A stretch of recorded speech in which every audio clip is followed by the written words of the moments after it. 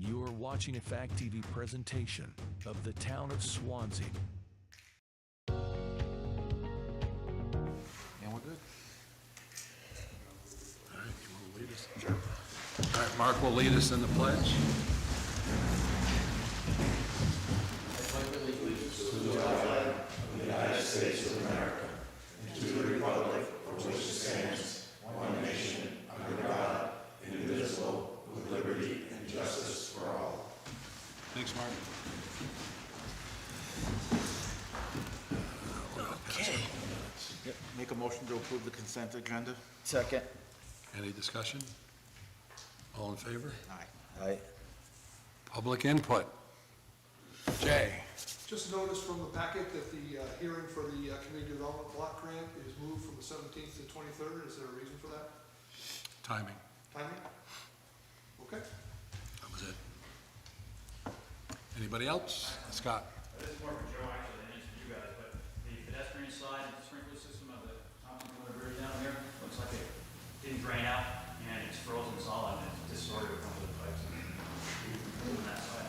So, not much you can do about it, frozen solid now. Okay. Thank you, Scott. Anyone else? All right. First item on our agenda, the Governance Committee, with all that you all have done. Hello, Michael.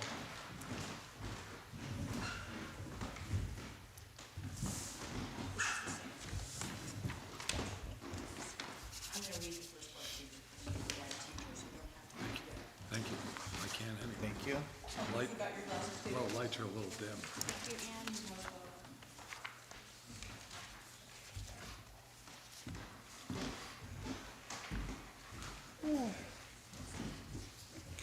And I'm just going to start by saying Jessica Sanchez couldn't be here tonight, and she was very upset about that, but she had planned a vacation a long time ago that she couldn't change. So she wanted you to know she was very sorry she couldn't be here. She's probably listening. She thought she might. Okay. Your mandate to us was to look at various forms of governance, which we did, and these are our recommendations. After many weeks of research, lengthy debate, and careful consideration, the Swanzey Governance Committee recommends the town of Swanzey return to the traditional Board of Selectmen open town meeting form of town government, and furthermore recommend the repeal of our current official ballot referendum form of town meeting. The committee understands that returning to the traditional town meeting may affect voter turnout. The voter turnout may be lower than it is now when using the current official ballot system. However, the committee has concluded that immediately voting on the warrant articles following the discussion/debate ensures voters are better informed on what they are voting on, resulting in a better outcome for the town. We are also supplying a list of recommendations that we would like you to consider implementing for the open town meetings, or SB2 should you determine to continue in this format. Finally, we have attached some suggestions that we think would be beneficial in our elections and request that you bring them to the attention of our moderator to consider. So that's the recommendation. And then there's a couple of pages of things that we think would be good.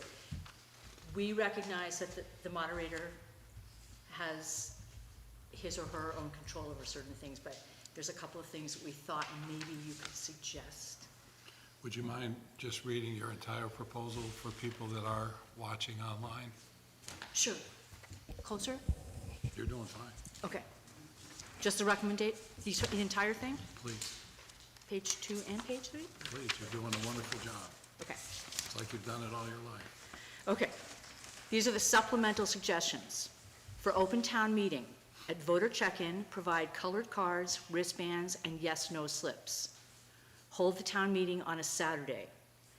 Hold the meeting in the high school because we might need multiple rooms. Provide childcare and allow for snacks or food as enhancements. We would need 3 or 4 assistant moderators, and then a consideration of conducting a dry run, although we understand that there might be cost issues with doing that. Then assistance and better communication. And the reason, I'm just going to say before I start reading that, is having better communication results in the town being more cohesive, we think. The town needs to take steps to provide open in-person forums, either by topic or department, on a regular basis, sharing information regarding what is going on in Swanzey. We thought 4 per year. These could or should be held in different locations, as you tried to do last year. Perhaps a community house, Swanzey Lake seasonally, Brown Field seasonally, the Grange seasonally, Wickham Hall, and possibly the new fire station when completed.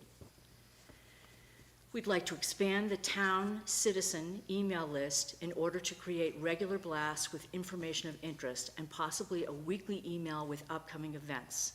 And we wondered if this could be managed by volunteers.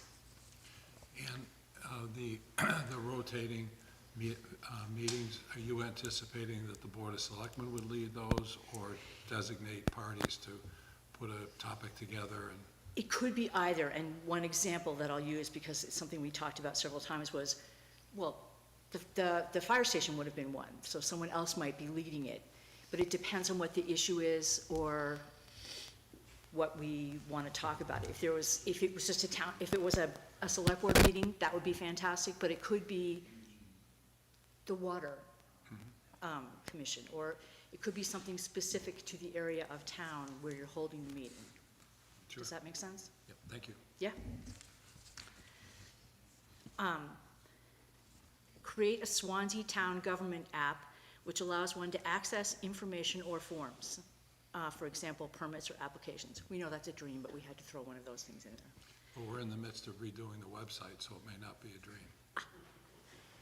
The committee suggests that in the event that you determine that the continuance of SB2 is preferred, that you consider the supplemental suggestions along with SB2. While we recognize that there will be challenges implementing some of these, it is our consensus that better communication is paramount to creating more involvement in governing Swanzey. Nobody disagrees with you there. Okay. And then finally, do you want me to read the part about the moderator as well? Absolutely, sure. Okay. These suggestions would be for the moderator no matter what decision is made by select board and citizens. The Swansea Governments Committee suggests that should the town continue with SB2 format, we would have an information table that would be staffed outside of the polling place where unbiased volunteers can explain and clarify to the voters specific warrants. So if they don't come to the deliberative session, they would probably need help. Many people would need help, and we can explain that later. Parking in the area outside of the main entrance to the polling place should be kept clear for voters' use. Volunteers should park on the other side of the building, making it more accessible to voters and to those who are disabled or have children. The moderator should make sure that those doing signage outside of the polling place are obeying the law. I think the first one, part of the challenge is statutory, and also the access that we have to the school. I don't know it off the top of my head, but active, whether it's polling or wearing a T-shirt, it can't be within X number of feet of the entry. Correct. So I'm not sure how we would do it. That's what I'm getting at. Because we're pretty much locked off from the dining hall, and we don't have access really beyond the gymnasium. Oh, for an information table, you're saying? Yeah. I see. Well, it could possibly be outside too, right by the door, if there were people willing to. Not if it was the last time I Yeah, ran. true. It would get wet pretty quick. Yeah, true. But it's a great idea. It's just, I think the focus on communication is one that we've been trying to figure out for a long time. And I agree with your idea. If we could expand the email list exponentially would be a big help. Right. And So- getting out there, if I may, getting out there, sitting at the trick or treat. I spoke to a lot of people that didn't really know much, and they were receptive to different ideas, being more engaged, being more involved. But maybe they have kids and they're busy, or whatever the reason may be. If there were a way to reach people like that, we would have more engagement in the town, and possibly get younger people and groom them to do things like this. Sure. Anybody have any questions? No. Any other members of the committee? Michael, anybody else have some comment beyond what's already been delivered? So, yes, Admiral. I thought that the last voting day we had, came to the deliberative session here, and if Selectman Tempesta hadn't made his little remarks about the West Swansea water system, I came assuming I'd vote against it. And I think there were only about 120 of us maybe at the 70. deliberative session, and then 2,000 voted. So I doubt that people understood what the real purpose of that was. It sounded to me like a boondoggle when I read it on the warrant.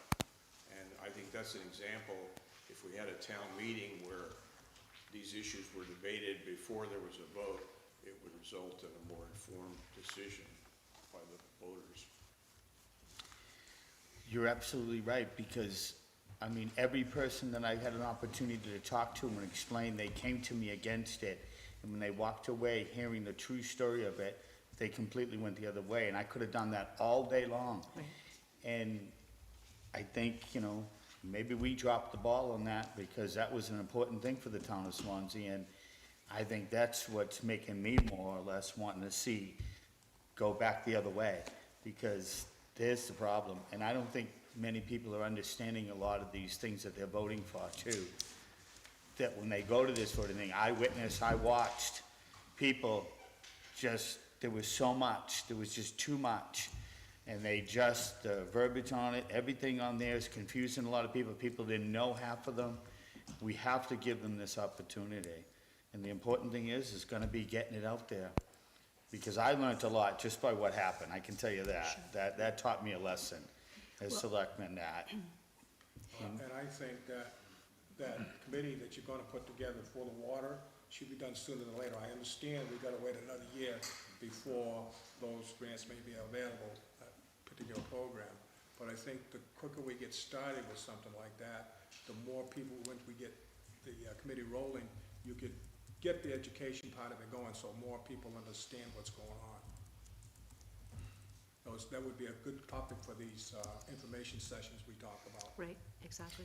Yeah, but even though that was an important thing, I get it. But every little thing's important too. That's right. And everybody really gotta know what they're voting. And I just feel, I watch people in confusion. I sat in that gymnasium the whole day.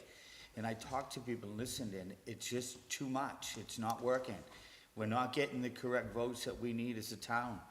Because, I believe that when people go in there, if they don't understand something, they don't vote on it, or they vote no without understanding what they're doing. In fact, if you look at the number of votes, number of people that voted, and then look at the different questions that were on the ballot, a lot of people didn't vote on several different questions. Because Right. the numbers vary a lot. So You're if there were a right. way to and that information is confusing. And I know it's difficult to do, but a lot of people just don't understand it or don't have the time to understand it. So you could have those sessions that had a couple of different things or 3 different things, and I think if they were publicized enough, people would come. I mean, my best example is when they put the sewer system in, that brought Keene Sewer into North Swansea. That gym was packed, because people just wanted to know, they didn't understand. So it got people out and it got them to listen. And if there were a better way, and I know too that this is very, very time consuming and difficult because Christine has a lot on her plate, but a way to get more stuff on Facebook or have a Instagram to get to a different age group, because we really do need to focus on the generations that are younger than I am, to help with that. Because people will get involved. People will get involved if you just... yeah, I'm just afraid how we get this, say we do that, how do we get that? How do we get the people to come to this? Just like the deliberative session, look at how many people are showing up. That's dwindling down from years in the past. Oh, my God. I mean, are we gonna be in the same situation going this route where we ain't gonna get the people? Now we get 50 people to show up, and we're actually voting and doing stuff. I mean, So there we is... gotta attack that if this goes, is what I'm saying. Agreed. And there is interest, but it's gonna be getting people out there to talk about it. Right. Like, going to different events, or we have more ideas, we have lots more notes. Good. So it's a matter of us getting out there and talking about it, and I mean, this was a consensus. This was what we wanted to do was a consensus early on. Yes.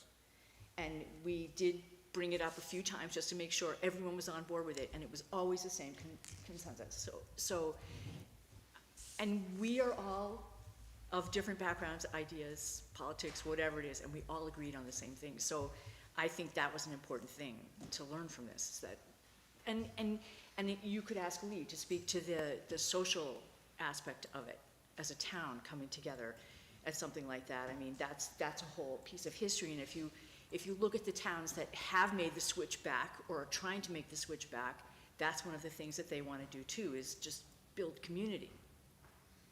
Did you actually research that? Is there towns that switch back? Yes. That you know of? Do you Yes, know- don't what was ask, the ter- what was don't the- ask me the names now, because I don't have them, but I'm not I gonna can- ask you the name, but what were the results? Were they good results?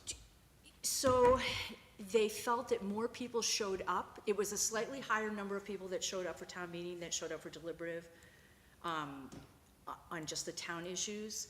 It wasn't huge, but the people that showed up were engaged.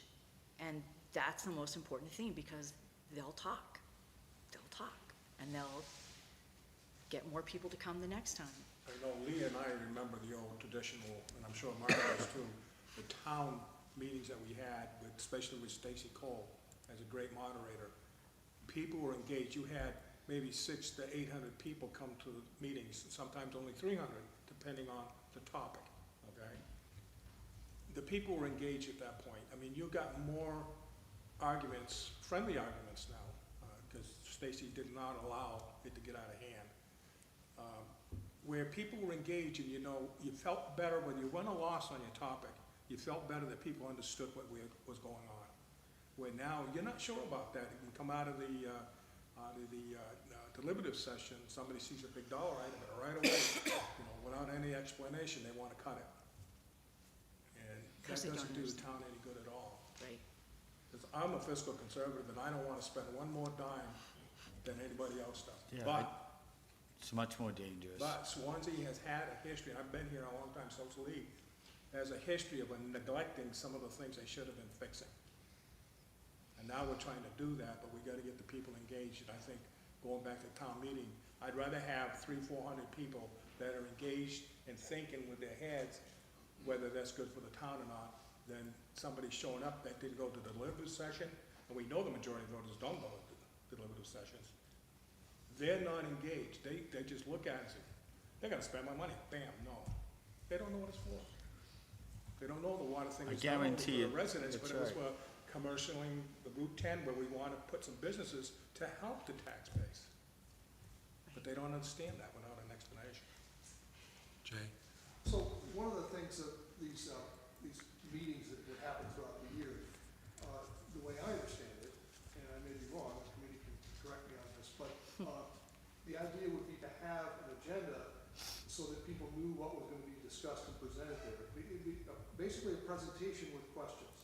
And if you look ahead to things that the town is going to deal with a year from that meeting date, things like the EMS problem, and you say, we're gonna discuss this so people know about it. You start these meetings, you bring up these topics long before the vote actually happens, or would have to happen, so that it's in people's heads that, and it's out there percolating, what the real facts are, what has to happen for the town. So it becomes important for the select board to look ahead and say, what are the topics coming up down the road?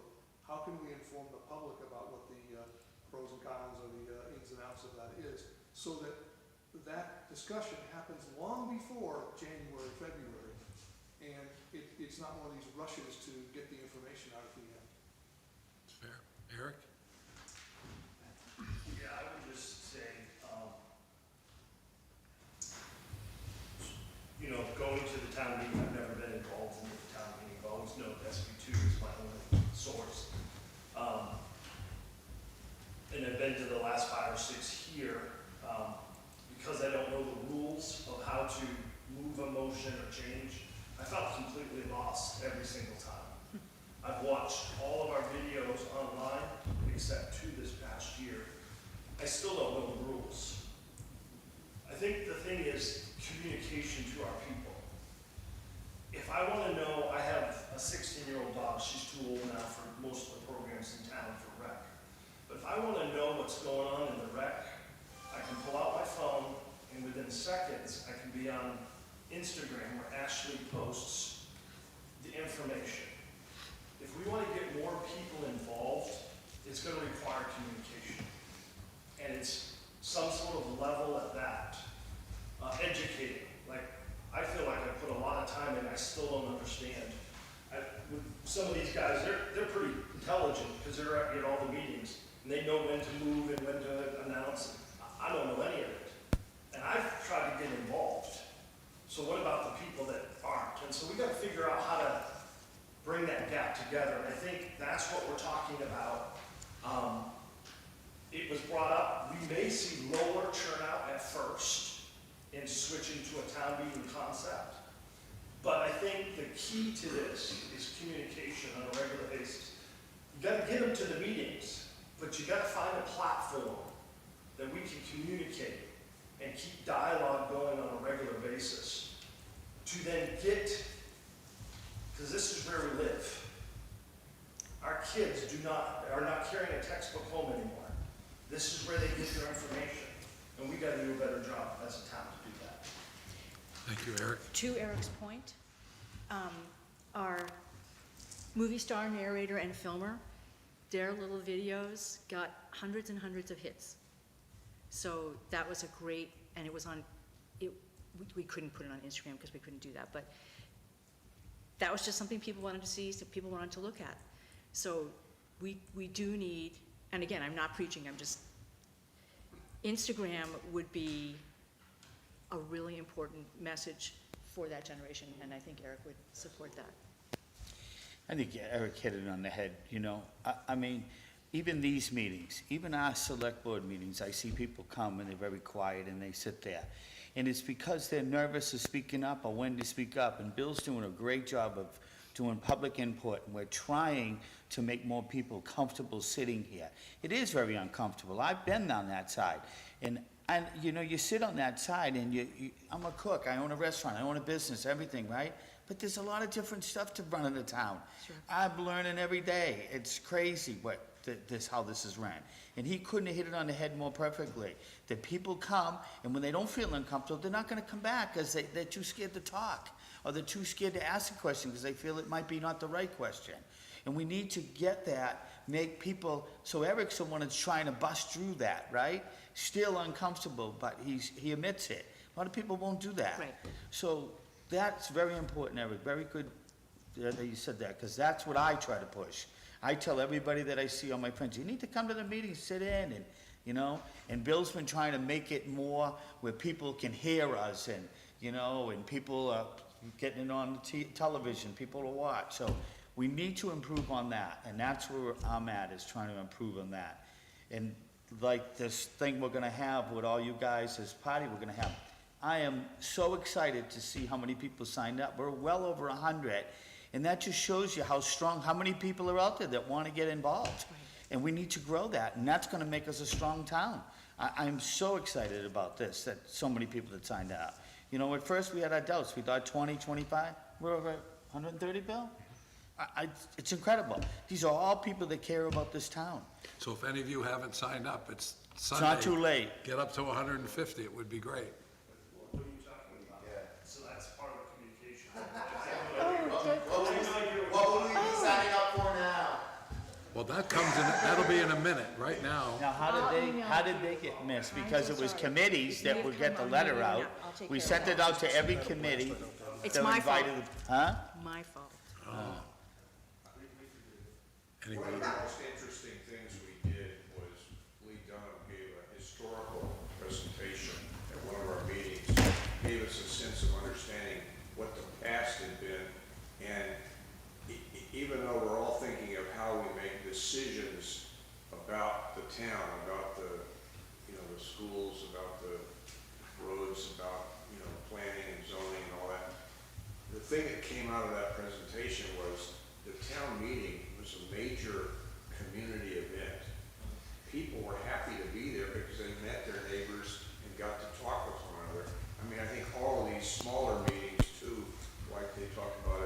East Swansea and here in Wickham Hall would also foster that. I think that of course would then bring more people as people realize it's not all dry stuff, it's also, we get to Social. talk to our neighbors, it's a social event. So how do we take care of the little kids whose parents have to bring them? That's a major issue that we'll have to address, but all of it's surmountable, I'm sure. We don't think that we put anything on our wish list that wasn't something that was doable. And we recognize that you can't do it all at once, but we would like you to. Well, with your help, we will. Yeah, but I think we need to take this into the second phase of this and come up with another, all right, now where do we move from here? We're all on the same page, where we want to go. Now how do we bring this to the table, right? And I think there's a whole nother phase to this now. I don't think this should be the end and we just vote. I think we Good. need to, right? We need to take this another step level higher. Yes. And be one of them towns that we might set a statement to other towns that look at how many people show up at these things. And I will tell you, and maybe I can find the facts and email them to you all, I think it's Eastman has for 3 years tried to on their ballot had tried to go back to town meeting from SB2. And it was voted down, but it was so close, like 5 or 6 votes. And I believe they'll be doing it again. So we're not the only ones that want that. And I'll find that and send it to you. Wow, I never thought it would get voted down. Richard? Is it my understanding, and from what I'm hearing, the consensus of the board is in favor of the change to the open town meeting? And would you be making a motion and voting on that this evening? Yes and yes. Good. And yes. And yes. And Ann had also suggested that maybe you'd want to keep this committee together of those that wanted to continue with the committee, but that would be on you. And we could help the board with some of this communication and setting these programs up. Again, that's a yes. And a yes for me. Yes, yes. So we'd appreciate that, because otherwise Jim's comment is right. If it just ends here, we don't go. Right. We don't make it. Go ahead, Richard. I was just going to do a follow-up and ask if everything is approved this evening, if it would be your suggestion to keep the governance committee together to help facilitate the education of the public going forward and helping to develop a sequential meeting platform for us. When we first established the committee, we didn't put a sunset date on it. In other words, it wasn't set to expire at town meeting in March. The expectation was that it would continue to evolve. So we'd certainly appreciate it if the members stayed engaged. Just when you think you're out, you're back in. And go ahead, Mark. Maybe it would be better to rename it to the Communication Committee going forward and let us work on that aspect. But is that pinholing just the communication part of it? Because I think the communication is a key part. Governance But we slash don't want to be communication. just the communication. Other things. I think we feel comfortable that you all can make that determination. Okay. So as long as y'all keep meeting. But you did bring up a point with regard to the water committee. And last year, I don't fault the town on that at all. It was a project that came in late in the year. The focus was on the fire station and the committee, and many of you were on that committee. We weren't made aware of the opportunity for the 6.4 million, 40% forgivable loan till late in the summer, early fall. And all the research hadn't been done. For example, the Underwood Engineers is continuing work. They're currently looking at the best location for the water tower. So we didn't even know that last year. So I don't blame the town for that at all. I think the fact that we got it on the ballot and did as well as we did, we came a lot closer with that than we did with the fire station 10 years ago. So I do think that, as Jim said, if we'd had the opportunity to meet individually or collectively, it could have done better. But we are actively moving forward with the water committee. So if there's two committees that we're going to be establishing either before the new year or immediately after, and one will be the restoration of the Water Committee, and the other would be the 250th Celebration Committee that some of you already indicated you want to be on. So if you could let Katie know or Lori know of your interests, or one of us, we would be happy to have you on one or both of those committees. Jay? If you decide, and it sounds like you are, decide to move ahead with the governor's proposal, this would become a warrant article in March? Yes. Okay, so that means there needs to We be got a lot to do. hearing on that, or just go to the deliberative session for the hearing? Yeah, I'm just saying that in terms of communication, the word's gotta get out there starting tonight. Quickly. And we discussed that a little bit about doing an education forums for the board was to help with those, if that's the board's desire. We could help with that, whoever would like to with that committee. Our movie star should be doing it. That's right. And Kathy Bergstrom, with regard to the Water Committee, is trying to orchestrate that as well. Excellent. So it's all because of what you all started last year, or earlier this year, with the fire study. Anybody I else? think the perfect example was the fire station. I mean, you guys got together, we got it passed, we stopped kicking the can down the road, and there it was. I mean, you know, and I think it would have happened with the water too, but like Billy said too, I understand that we got a late start on it and everything like that, but, and a lot of people seen that big number, they seen, what was it saying, 6.4 or something? As soon as they said, nope, as soon as they see that, it's, you know, they didn't even want to know about it. They just saw money, you know, let's get rid of that. But And I'd just like to say that I've been on a lot of committees, as you guys know, here, in boards and stuff, and this is one of the groups that I've really enjoyed, with everybody participated, everybody gave great ideas. incredible. And I think Ann deserves some credit for herding up this Fantastic herd of job. cats to keep us focused on what we're supposed to be doing. Because we did have a tendency to get off on other things once in a while, as large groups of people will. But she did a great job. These guys all did a great job. Everybody showed up. Is this how many people were on it? All of you guys? Started in there? with 21, and I thought I was gonna kill myself, and then it got down to 12. But you can tell it was ran right, because look at how many hung in the end, all the way to the end, you're Yeah. right here. Yeah. And look at yourself, fantastic, And- right? And the fantastic. I thought I was gonna see 3 left here, you know, telling us, yeah, well, they faded Fantastic off. thing is, we've got different people with different lives. Yeah, We've got the clergy here, we got a couple of clergy, we got workmen. you're all like in myself, agreement. Retirees. We also That's did the awesome. meetings both during the day and at night, so that everyone had the opportunity to attend unbelievable. at some point. But I will say, this is such a pleasure to do this, and this is an amazing group of people. Well, you did a good job, I can tell you that. Unbelievable. Thank you. You all deserve an Very proud. Thank you. So, Yeah, I didn't recognize. do you have any particular language or just didn't recognize consensus to move forward? I didn't even know it was you sitting there till you talk.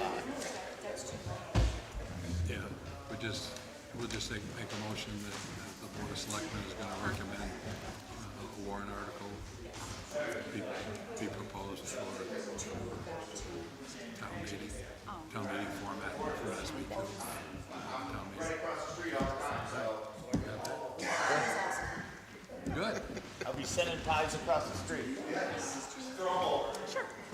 And thank you so So much for we're- all your hard work. See you guys, thank you again. Thanks. Eric, where you going? If you stick around, you'll learn a little bit more. I actually gonna work, I work on Wednesday, so I'm probably be late, but Greatly appreciate you doing this. Thank you. I want to connect with you. Good. Don't let Ann Yeah. leave before you vote on Yeah. accepting the proposal. Fantastic. Fantastic job. Make a motion to accept the proposal from the governance committee to go back, to put on a warrant article to go back to an open town meeting for 2022. And I proudly second it. Any further discussion? All in favor? Aye. Great. Thanks very much. Appreciate all your work. Slide. All right. You got all that, Sue? No? That was good. That was refreshing. DPW Director Joe DeRusso. Welcome, Joe. How's the fire station coming? Got steel. Got steel? The first thing I have to discuss is, as we're running into winter conditions, heating the building for 3 to 4 months to allow things to finish. Was working with the general contractor on getting they need to rent a heating unit to heat it. I learned through the process that they're having difficulty finding one. Local contractor here, I called Grayson Smith just to get some input from him on what to expect with fuel. I learned that he has one that he's willing to rent to us for a substantially lower price than what the contractor was quoted. The contractor was quoted $3,800. Grayson's willing to run us his for $2,000 a month if we take it for a minimum of 3, which we need it for that. The one unknown is how much fuel it's going to burn. It has to do with the weather. They're rated for 3 gallons an hour. That's if the machine is continuously burning. They're 730 hours on a month, so worst case scenario, the fuel could be as high as $10,000 a month if we run into a situation like we have an Arctic January. Days like today, it's my understanding that it wouldn't hardly burn any fuel, so there's some unknown with the fuel. But with that said, we have to do it. Concrete is scheduled to be poured next week. Steel beams that we were waiting for finally arrived. They're in place, which is you're going to see the rest of the roof of the fire station go up by Monday. We need heat for Tuesday, and concrete will be going in next week. So with that being said, I request authorization from the board because it's technically a change order. It wasn't addressed in any of the bids or the contract as far as winter conditions. But I would request that we rent the heater from Grayson Smith for a minimum of 3 months for $2,000 a month. And then I've spoken with our supplier for fuel, Swanzey Oil, and they will deliver the fuel to us. I need to work out the logistics if they're gonna deliver directly to the site or we're gonna bring it over with a tank, but the fuel for it will come from Swanzey Oil. Great. And the garage doors? They're about 3 weeks out. When do they think it'll be all buttoned up in terms of the doors, windows, everything? We're gonna have everything buttoned up when we start heating, which will be next week. Whether the doors aren't in, they're just gonna have to, the area's gonna have to be plasticed off. But we're gonna close off as much space as we can, so we're heating less. But there was a little bit of a little bit of a delay on the processing of the order and the availability of the doors, but I was told just yesterday that they would be in within 3 weeks. And about a week or 2 week install? As soon as they're in, they can be installed likely in a couple of days. Great. Any questions? So, say we put this heating unit in and we're running it, but when does the actual heating system go into the fire? Good question. I asked that same thing. That could come into play as early as February, but it's my understanding you can't, at that stage when the system gets up and running, you can't solely rely on that. There's a period of time where it needs to be processed, so it's not like it's just as soon as that's ready to go, a light switch, we can shut this off. But once that heating system is up and functioning on its own, then we can back off on the external I'm just thinking heating. of the fuel. If we Yeah. get lucky and we get that up and Yeah. running, then we can back off on the fuel. Right? Absolutely. And like I said, I'm giving you a worst case scenario. It's hard to estimate. They're telling me estimate 50% of that monthly hours. I'm just giving you worst case scenario. I think a realistic number is probably more like $3,000 to $4,000 a month. But once again, if we get into an area where we have a stretch where it gets 5-6 degrees during the day, that heater is going to be running nonstop. Whereas this time, what we're dealing with for weather, it'll be running half the time. So, because the building has no insulation, it won't have None, any that's part of it. insulation, Yeah, right? that's part of it. And we have to bring that to about 50 degrees? 45 would be 50. suffice, yes. And then it takes that long to cure that cement? Yeah, the cement cannot freeze this winter. So it actually has to stay at that temperature and it'll cure when the... But by next year, it'll be fine, but I was told with the structural engineer, there's no way it can freeze this winter. If it freezes, it cracks. Yeah, in the integrity of the concrete. Okay. Jay? Just for context, we took it off the final proposal, the final bid and all that stuff, but originally they had set aside, the architect had set aside $50,000 for winter conditions. And this sounds like a bargain compared to that. Yeah, and part of the reason why I think that was taken off, where we're at winter conditions, there was a delay in getting the final design. The contractor was ready to move forward, but could not. Yep. If they were able to get started when they were planning on it, right now the building would be being heated by its propane system. Right, and I'm just pointing out that they thought 50,000 was a reasonable number, and you're coming in with much less than that, so it's reasonable, is what I'm saying. Thank you. And Grayson, I asked Grayson if his confidence in his machine, he said he's never had a problem with it, but we will do some research to have a backup, because obviously if it goes down, we have to heat the place, there's no option. Scott? Are you locked into that heater for 3 months? You said minimum 3 months? For him to lower the price down that much, most of the commercial companies that rent them, it was almost double what he was willing to give us on a monthly rate. He said he would do that $2,000 rate if we locked in for 3 months. He said it would be more if we wanted to do month by month. But it's realistic here, we're gonna start next week, it's realistic, and we're gonna definitely be using it in January and February, so. The next lowest price we have is $3,800 a month, so it's a savings locking in the 3 months. When might you think the insulation will be in? I have that scheduled, but I don't have it committed to memory. What kind of insulation's going in there? What does it look like? What's the insulation that goes in there? What is it, a board insulation, or, huh? I would guess it's fiberglass. Just Yeah, fiberglass? I don't know rolls? what offhand, the floors have styrofoam block, I'm not sure about the On the other. walls. Yeah, I can't remember the name of the term that was used. So our worst scenario is the $6,000 is fixed, we know Yeah. that we're into that, and then it's just fuel, and you're See- saying that we could go up to the highest of 12,000 in fuel. Worst case scenario, Worst but case scenario. realistically, they tell me to plan on 3,000 to 4,000, but like I said, there's really no way to We tell. could get lucky, Yeah. global warming comes, and Hopefully January's warmer than this December. Anyone else? So how much are we looking for, because the motion has 8,000 to 9,000 a month. So, that's the number I gave to Lori, this came in at the last minute, well beyond the agenda, I was talking with Grayson just before coming over here. So, I think we might as well just stick with that. Stick with that. That's Okay. worse.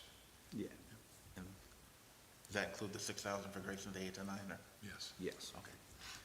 I move to authorize the DPW Director Joe DeRusso to sign and change order to pay for temporary heat of the building, which will be approximately 8,000 to 9,000 a month through March 2026, and to further authorize Swanzey Oil to deliver fuel. second. Any further discussion? All in favor? Aye. Aye. Thank you, Joe. Thank you. And then the other DPW issue, we discussed it with the 26 paving contract just recently, and I can't remember the exact number of the board. I believe it was $49,000 that was remaining in the asphalt budget that was authorized by the board to give a deposit to Allstate Paving. They've come back they've given me a absolute number for the paving of Seminole Lane and Cedar, and we have it in the operating budget, not all in the asphalt, but I have some other areas that I'm gonna be under, and I'm just requesting the board, I don't have the number committed to memory, but is it in the packet, Lori, the invoice?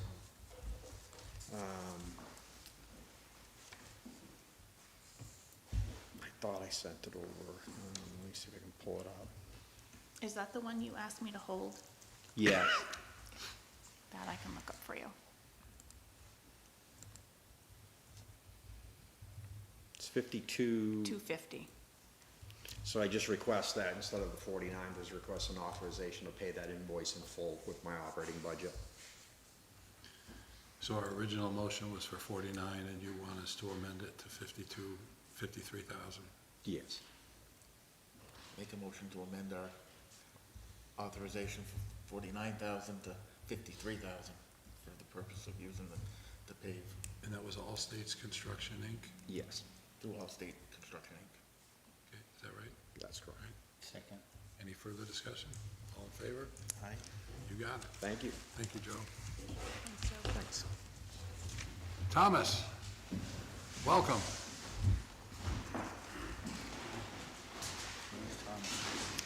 3 North Winchester Street. Yeah. Oh, I know this gentleman to your right. I need to go up and shake his hand.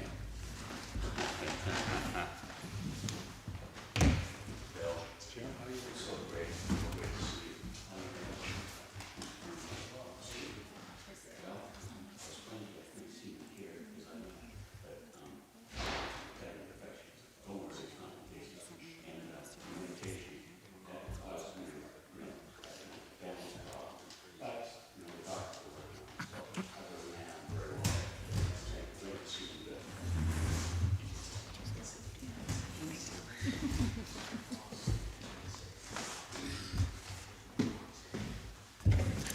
3 North Winchester Street. Okay, may we begin? Absolutely. Okay, as I was just explaining. Joe, do you want to come up? If I appear impaired, I am, because I have a pretty serious infection, which causes weakness, and the medicine causes imbalance. So I can promise you, I didn't suck down any whiskey before I got here. Okay. That'll be for later. Yeah, This is until later. Jim Fleming. Okay. It's just law offices of Jim Fleming, James Fleming. I go by Jim. One N. Okay, do I begin? Okay. Mr. Chairman, members of the board, thank you very much for taking the time. I am Attorney Jim Fleming. I'm here on behalf of Thomas Subiantopoulos, to my left, and his company, ARLJ LLC, and regarding 3 North Winchester Street, which is right there at the corner of Main and North Winchester Street. You may be familiar with that. I do have some pictures which I'll show you later for those who do not know exactly where it is. We're here tonight not on a pleasant matter, but we believe that there was a substantial restriction on property use, which is tantamount to a taking in the state of New Hampshire. And I'm going to cite some New Hampshire Supreme Court cases that I've dug up regarding these things. I was quite surprised at how many there were reported out of the Supreme Court. And so I'm going to just read some quotes. I'm not going to bore you with, extended case reviews. We'll start with the constitutions, both federal and state. There's a case on the federal level called the Flowers case, which I make reference to. But the New Hampshire Constitution states that when a regulation or government action deprives an owner of the economically viable use of their property, the interference must be more than mere inconvenience or annoyance, but that it is tantamount to a taking. And that comes out of Everett Ashton Inc. versus the City of Concord. It went on to say that rendering a property unusable for its intended purpose, including the extent of the deprivation of the use of the property, is also a tantamount to a taking. I'll get to the taking part here in a bit. We also have, so the law is pretty clear, substantial restrictions which render the property unusable for its intended purpose. But we have due process considerations, and that's, I won't get into a lot of detail on that, but it's RSA 675-7, and it requires notice and opportunity to be heard in the state statute. My client never received any notice or opportunity to be heard regarding the restrictions, which we'll talk about here in a moment. And so in conclusion, the access to a 3-family property without providing notice and an opportunity to be heard is a substantive and procedural violation of the New Hampshire Constitution. So I'll talk about some more other things here. Some of it's, I won't repeat. This is a case that Everett Ashton Inc., this is still the Concord case, also Bioenergy LLC versus the town of Hopkinton. Arbitrary or unreasonable restrictions which substantially deprive the owner of the economically viable use of his land in order to benefit the public in some way may constitute a taking within the meaning of the New Hampshire Constitution, requirement of the payment of just compensation. Now, at this point, I'm going to have my client also speak to the board of Selectmen, and we were told by Mr. DeRusso that the town entered into some sort of agreement with the state of New Hampshire regarding the improvement of Main Street and making some other improvements, apparently to a boat ramp.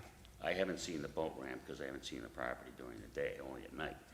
And that's exactly what happened here, because according to Joe,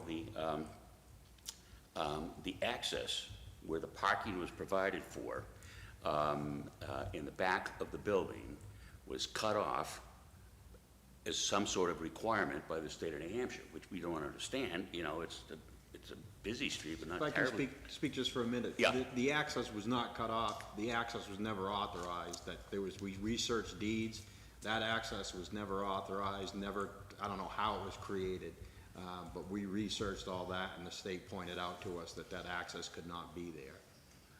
So Well, I that's- just want to that- clarify that- what I said, and it wasn't Main Street, it was AA Park, that the state had a grant, that provided a grant for.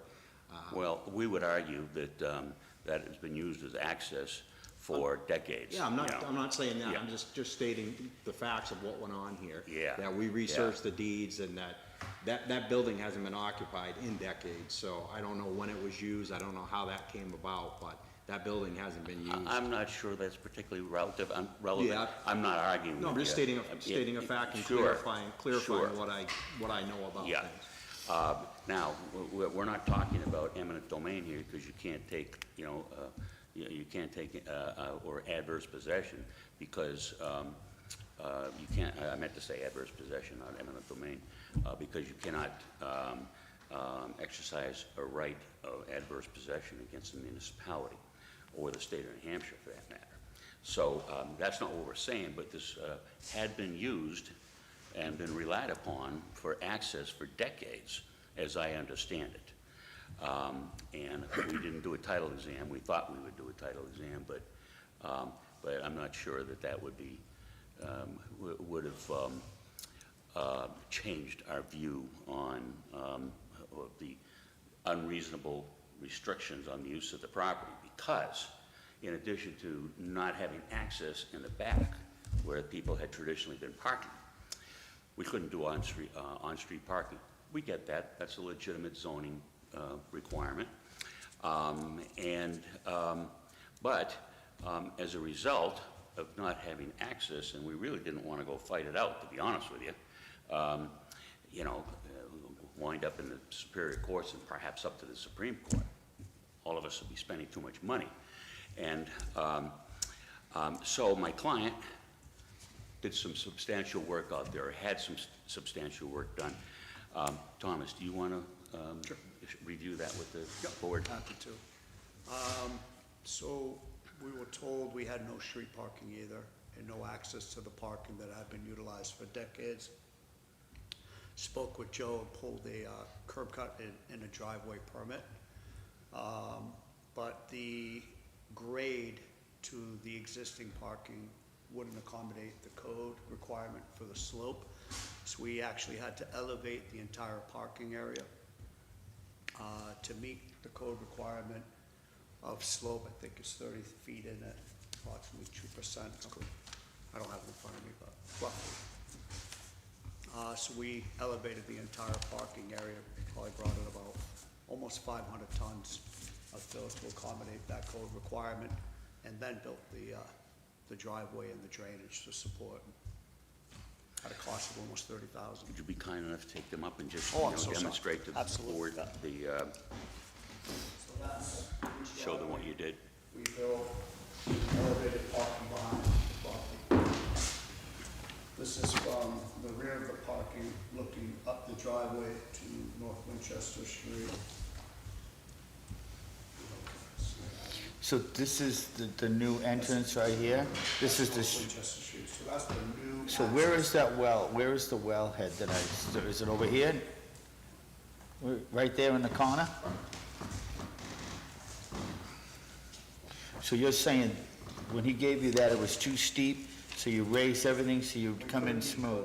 Yeah, we So what happened over on the other edge then into the parking lot? It's just a drop off? It got blocked off by rocks, I think the town blocked me off. No, your contractor did it, we didn't put anything in. That wasn't us. Was, But the boulders are gone now, I see. I don't know that. Oh, They weren't boulders, it was concrete. Granite, there was, I think there was When some, I went to inspect, to submit payment, I saw boulders, so, but Joe did say we were gonna block it off. We never I assume did. That's what it was.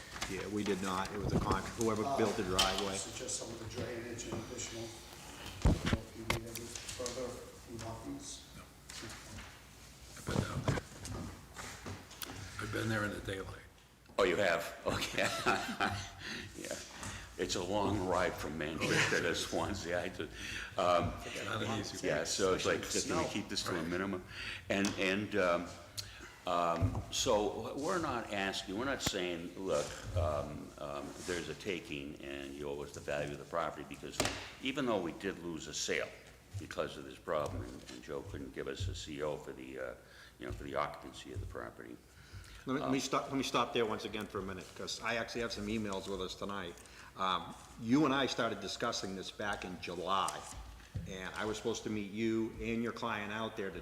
Yeah, it didn't happen because my client was went away. And then somebody just happened to purchase the building afterwards, and then. Oh, well, we're not concerned with that, because No, but I we just want- subsequently got a purchase, a I purchase. understand, I just want to bring that up, though, that we've been working on this since July, and then the last I heard from you is we didn't have to meet out there anymore, and then I heard that the sale didn't go through. I came to Thomas when I heard he was there on short notice to let him know that, listen, we need to correct this issue.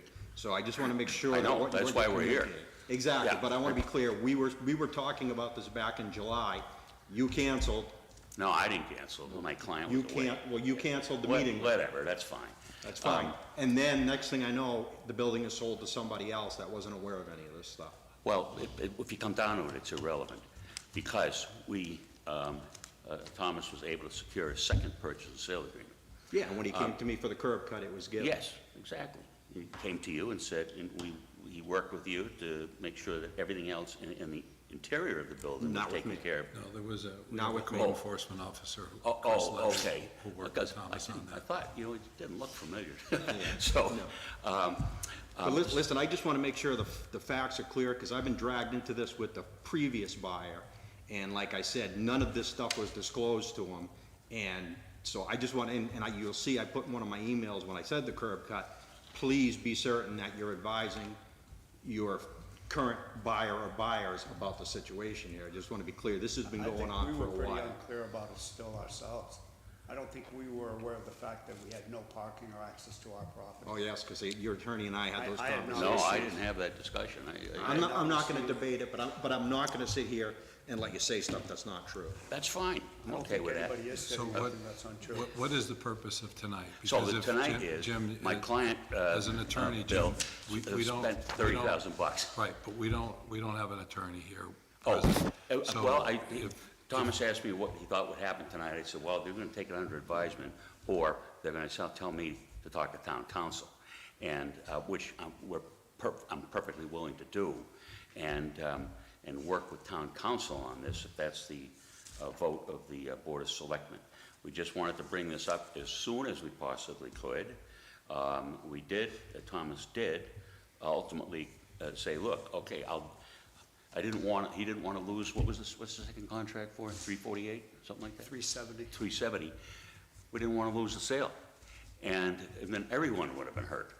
And so it's like, he called me and I said, just do the work, and we'll have to deal with it later.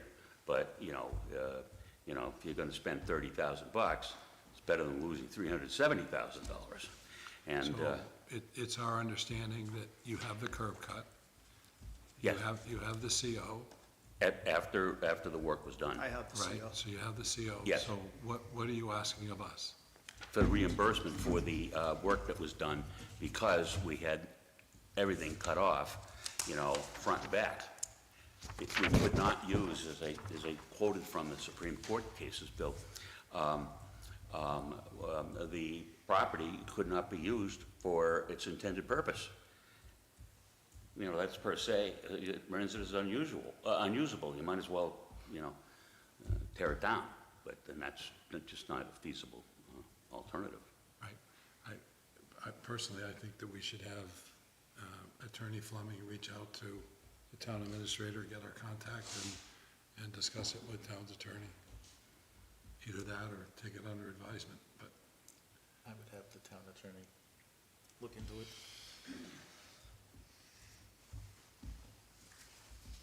Who is that, by the way? What It are would we depend. talking about? We have two 30? firms that we work with, Oh, so we'd have to okay. determine which one would be. What is reimbursement? We're talking $30,000, you Yes, said? that's correct. And your argument is you didn't know it was unusable before you bought it? That the property was unusable? Yeah, you didn't know, that's your argument. Why would I assume that? Why would you assume that it was unusable? I mean, the tax card has it labeled as a 3-family. How would it be usable if nobody could park anywhere on or around the property? Yeah, vehicular access and parking is essential these days, you know. Absolutely. You don't, I you mean, don't I pull up love on a the horse. property. I'll tell you, when I came to town, I didn't want it at first. And I came to town and then I saw the old wood-covered bridge. Oh, this is charming. I love it now. And that's why we decided to take it on, you know. This location we thought had a real nice, charming town feel to it, like your hall here. You know, we take a lot of pride in what we do. We spend a lot of money, and it's a labor of love. And I think, Bill, you might have a little experience in real estate, but yeah, we didn't know that. We didn't know we would have been able to use the property. And I had been told that that parking had been used for decades from lifelong residents here in this community that reached out to me. We're just grateful to see that busy corner come back to life.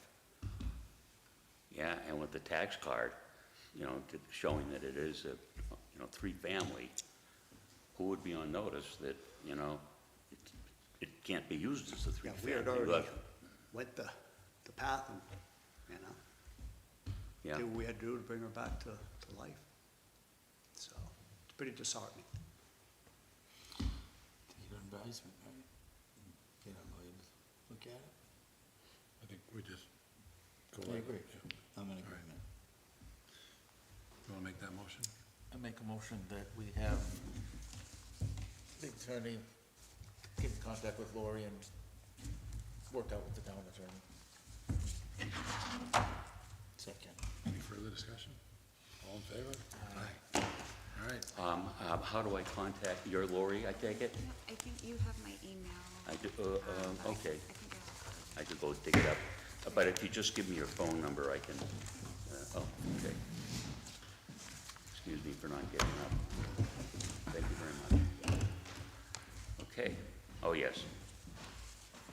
Is that the bridge right here? Or is that another one in yes. town? Or is that this one? I'm not sure what. How old which is one that? one is. 100 years? How old are the bridges? How old is that bridge? Oh. That might Sly be would know the answer to that. Couple hundred years, If because Sly I- doesn't, Scott does. when you asked me about the bridge, I thought you were talking about that metal bridge. It looks like it came from, No, F- it's a you know, wooden one. or FDR, you know, so, It's more recent than that. yeah. Right. Okay, Some of them go back to the mid-1800s. yeah, probably the mid-1800s. Thank you very much for your time. Yeah, thank you for having us. Appreciate it very much.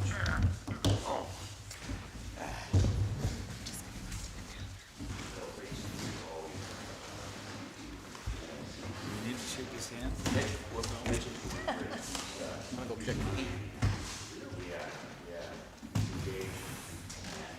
Oh, yeah, yeah. Life changes. And, all the club. Come off the run with Bill, and you know, my second child, I'll tell you, he was a challenge. Yeah. Yeah, he is, but he is such a great fellow. Yes, I appreciate that. And I will tell him, because he really did for you. Especially after my first incident. Yeah, you asked about it. I touched him, and he still talks about it. Well, thank you, likewise. You're a great individual, and yeah. Well, I'm so retired now. I'm 15 hours a week. So, and I work out of the house now. I have an office in the house. Got everything, you know, scanning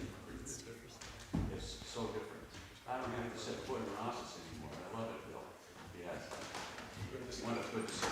Merry Christmas. Thank you. Merry Christmas. Thank you very much. I really appreciate that. Can you do me a favor?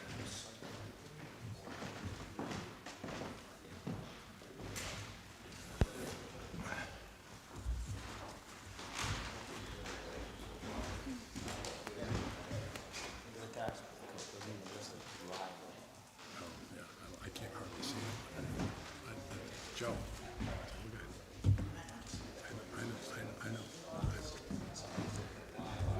I know. Hey. Hey, we're still. Okay. Why not? Okay. All right. Next item on our agenda.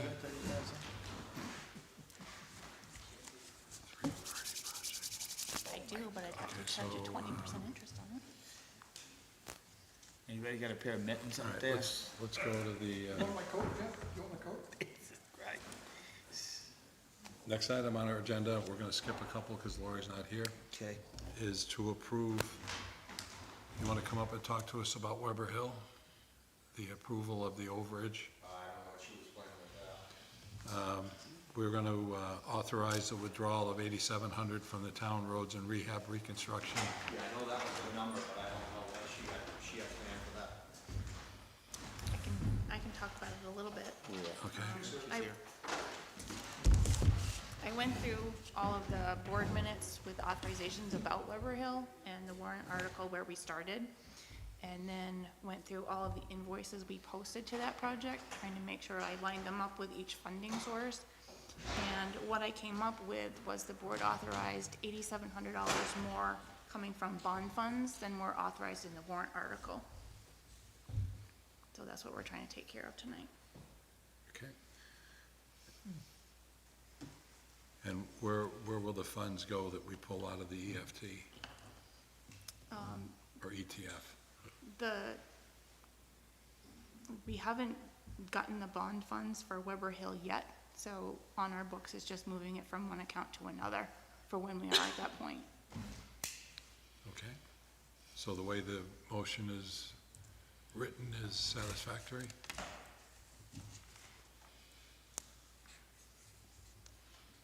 Yes.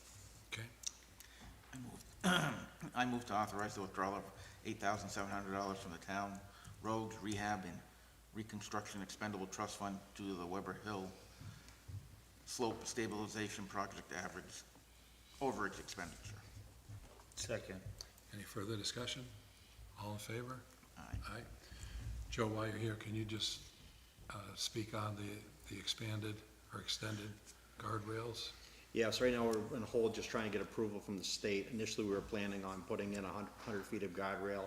The state come back and said we need to put more. So I'm waiting to get something that is approved by the state and then have a final cost. Those costs can be absorbed out of the operating budget. Okay, and you think that work will be done this year? Hopefully, yeah. Okay. Anything else, or can you go home? No, I think I'm good. All right, thanks for being here, Joe. Thank you, Joe.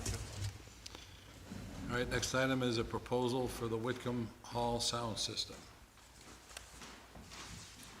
Ms. Rowdio. Oh, boy. Kai, this is you. Yes, maybe Kai could come up here and help us out. Let's see here. Do you want Kai to speak on it? Do you want to come up and tell us? Sure.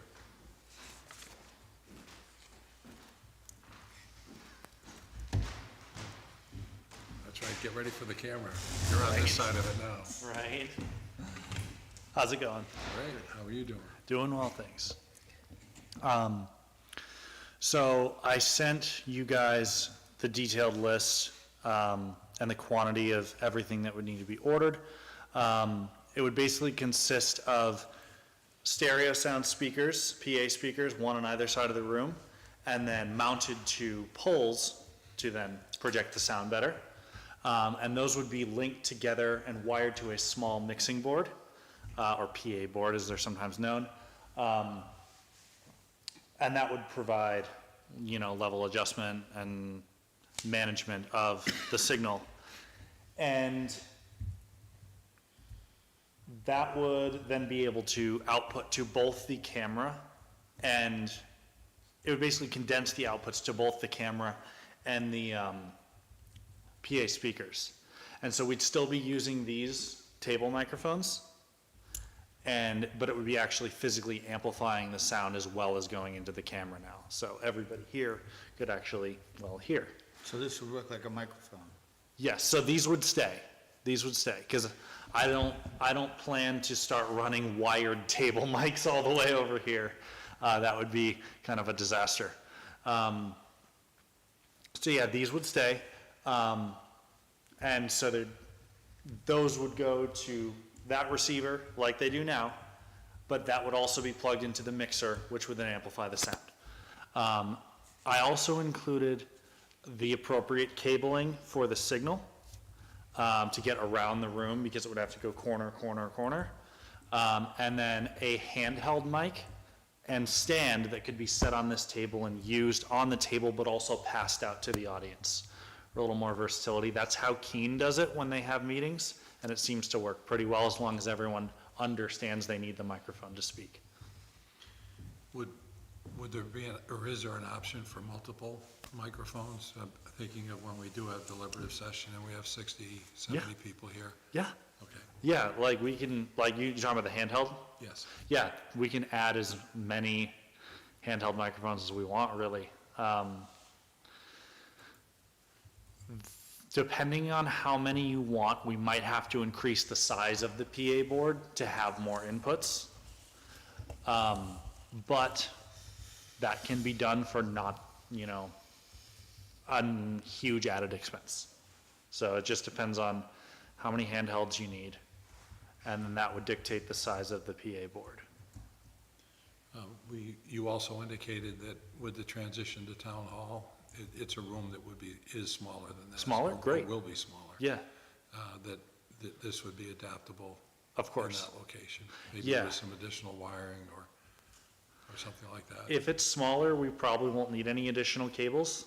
I was concerned if it was bigger and we had to spread everything out more, then that, could have been an issue. But if it's smaller, then yeah, everything should work fine. So we come here, you're not here because we don't need you, it's just a meeting, we need the microphones. Are we capable of going to there, operating it and using it if we wanted to do something here with the microphone without having anybody operate it? You mean to what end? Say we're gonna have, anybody that wanna use a microphone and speak out, could we use it that way? Like without the camera equipment? Yeah, without the Yes. camera equipment. Yep, it is a full self-sufficient PA system. Something that we can operate, we don't need any assistance, right? No one has to sit Yes. over there and operate it. right? Correct. Turn it Once- on, we have a microphone. If I had people up there and I wanted to have a meeting here, not a meeting, but whatever, had a bunch of people I wanted to speak, we can use it for that. Yeah, and as long as it's set up properly and the levels are managed and set in the beginning, it's kind of a set and forget type of situation. Oh. So, Good. yeah. Scott? What kind of cabling are you talking about? When we set this town hall and finish it all, we took great pains not to have a bunch of wire all over the place. So how much of it can be wireless? Mainly, it would be a long XLR cable going from this side speaker to the board. Run across the floor? Yep, just along the corner here. And then the two speakers that I linked actually pair wirelessly. So there would be no cable going behind you guys. So it would just be that and then power. And there's plenty of outlets in each corner, so. So the cables will be permanent? Left Nope. all the time, or Nope. anything every time you set up the meeting? Anytime it's set up, the cables would be set down with it. So it's just cable along that wall and along that wall? Yep, pretty much. What's the cable along this wall up to? That would just be power. Like I said, the speakers pair wirelessly.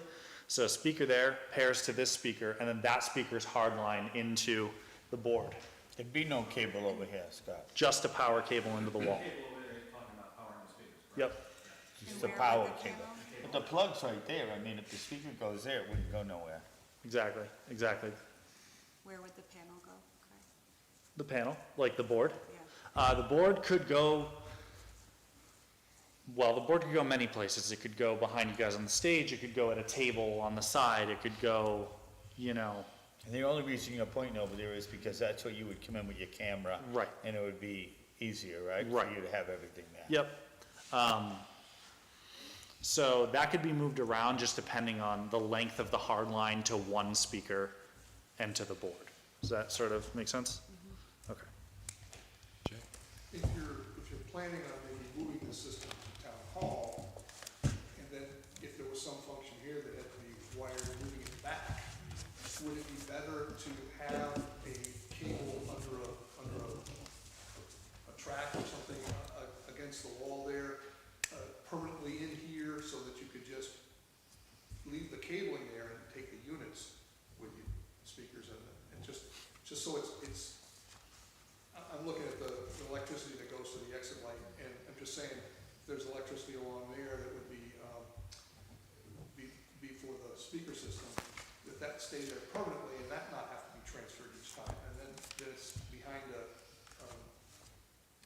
pipe like that, so that little feet cannot kick it loose or whatever.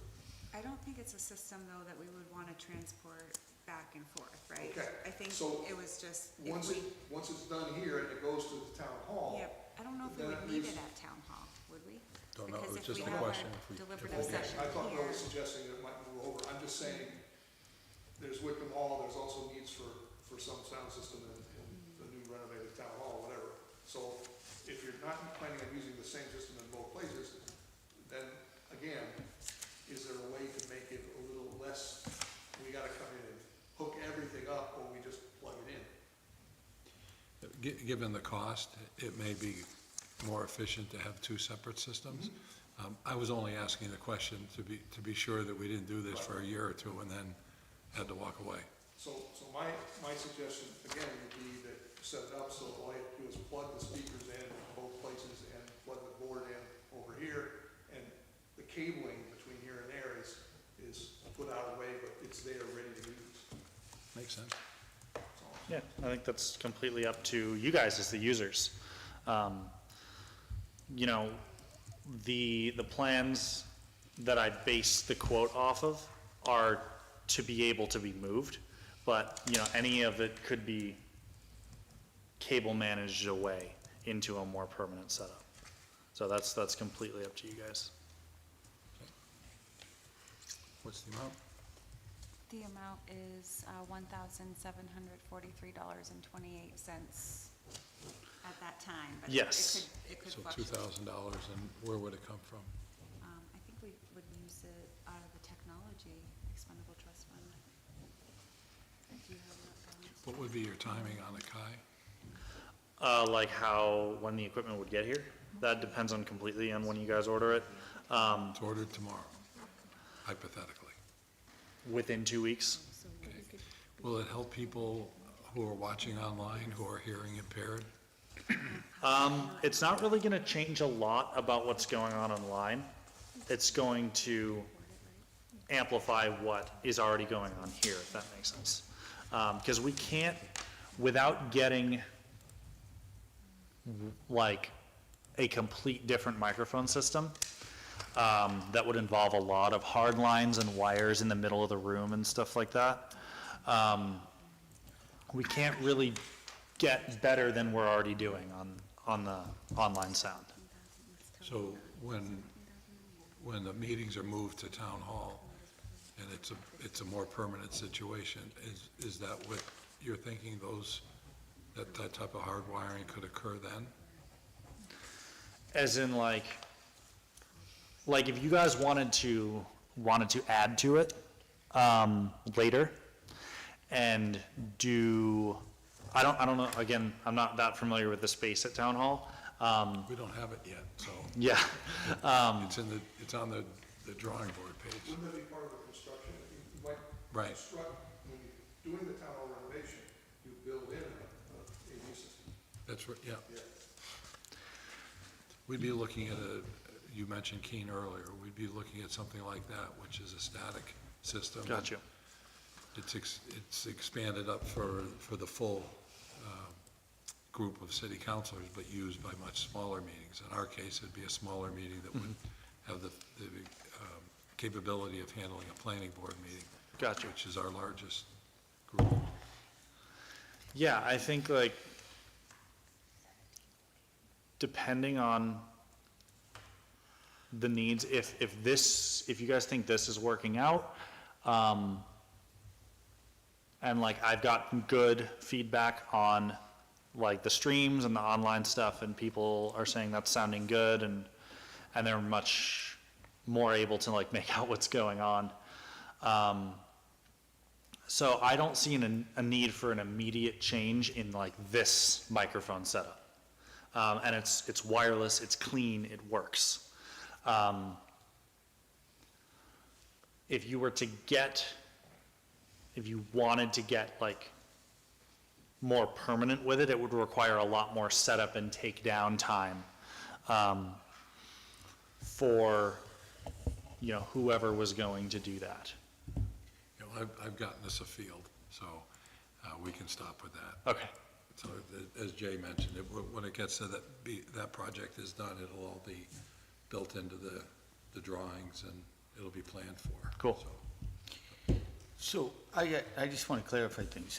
So explain to me, because I never asked any questions about none of this, right? Who owns these? You? You guys.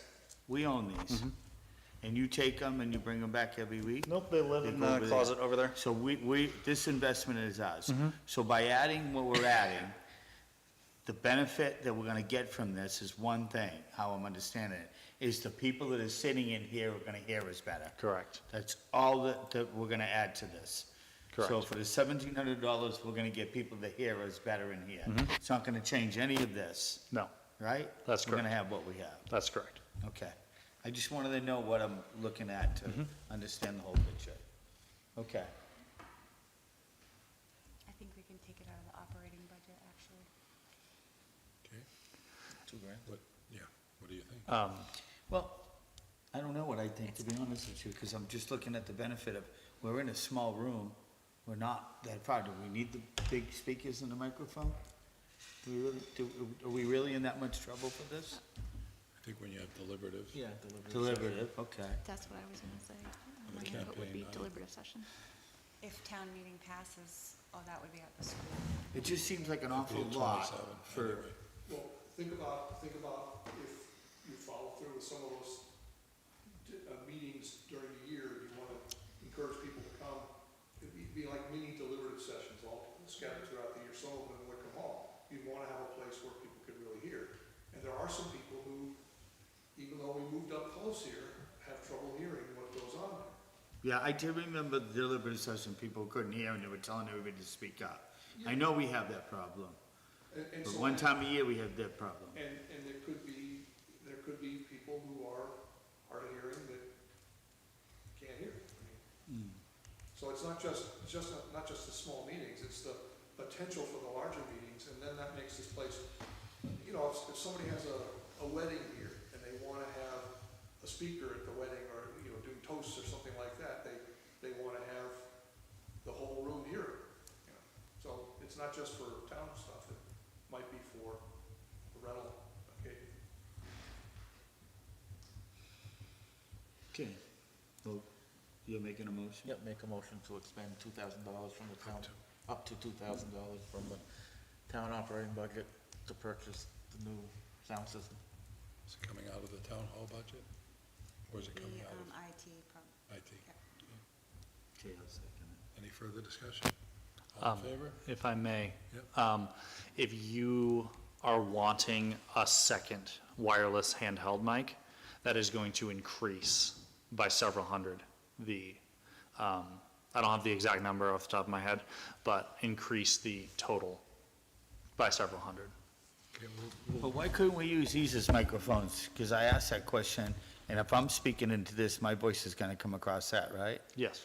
So We'll why get- do we we'll need get microphones? one. Huh? We'll get one, you said. right? Okay, but Bill's had an added, why can't we use these? The person would have to walk around holding it, that's. Well, we could set up at the desk where they come up to, right? And then somebody could hold one. You got, actually, if you hand that around, you can hold that and speak into it at the same time. Will be good starting with one, Okay. especially if it's several hundred. Yeah. I didn't think it was gonna be that. Yeah. All right. All set? All in favor? Aye. Good. Thank you, guys. Of course. Aye. Aye. Thanks a lot, Kai. Next item, the federal aid program, three-party project amended agreement for City of Keene at Town of Swanzey. Laura, do you wish to speak to that? It's in Go ahead, Larry. For people who aren't aware, some background on the project.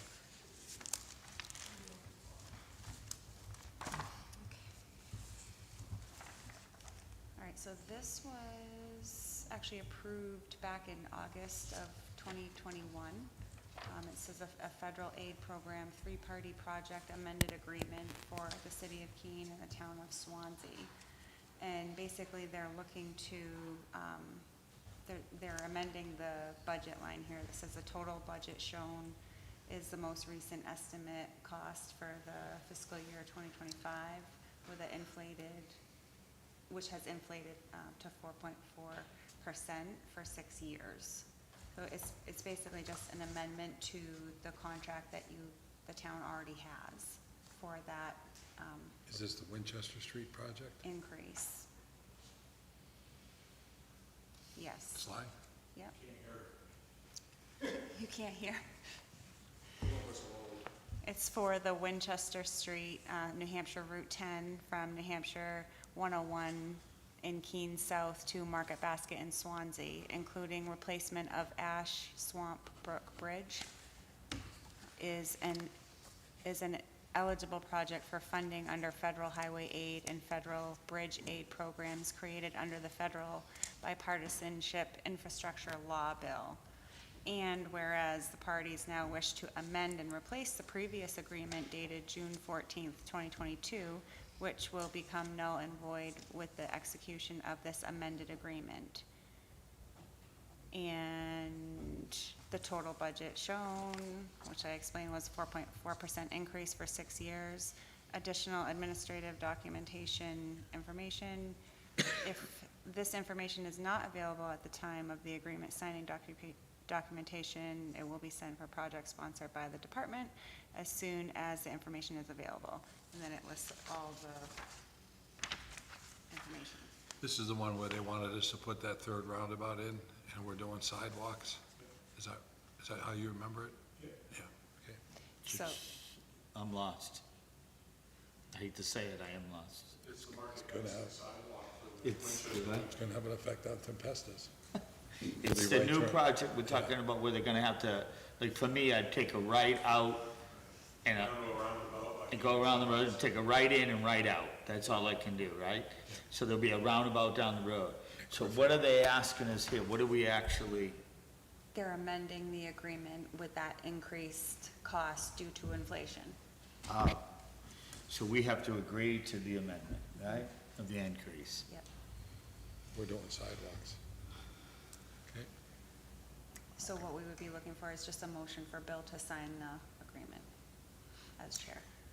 I move to authorize the Select Board Chairman Bill Hutwalker to sign the Federal Aid Program three-party project amended agreement for the City of Keene and the Town of Swansea. Second. any further discussion? All in favor? Aye. Okay. Then, next item is Town Hall holiday hours. Do you want to just sign that, Bill, and I'll grab it back? So the town hall holiday hours, You, me,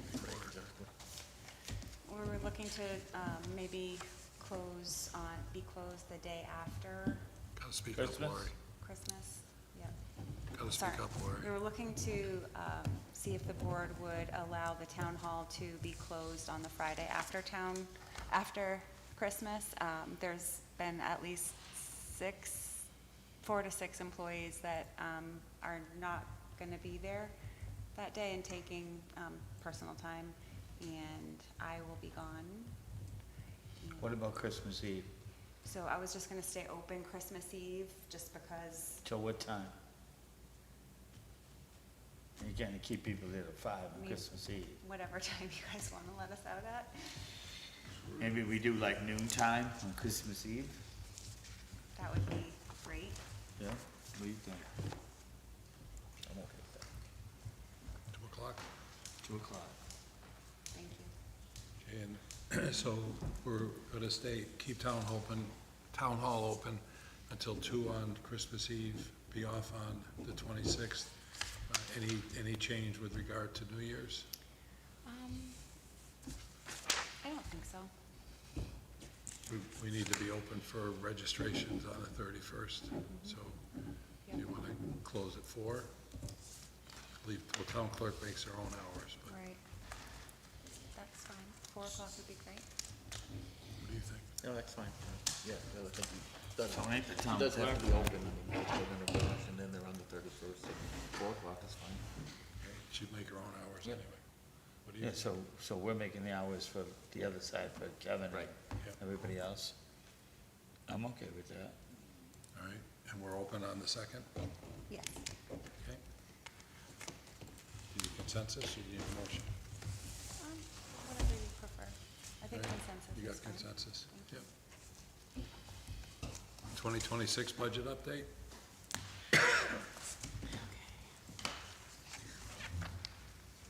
Hot off the press. How hot is it? So hot that I had to find a formula before I could finish it. Ooh, Bill.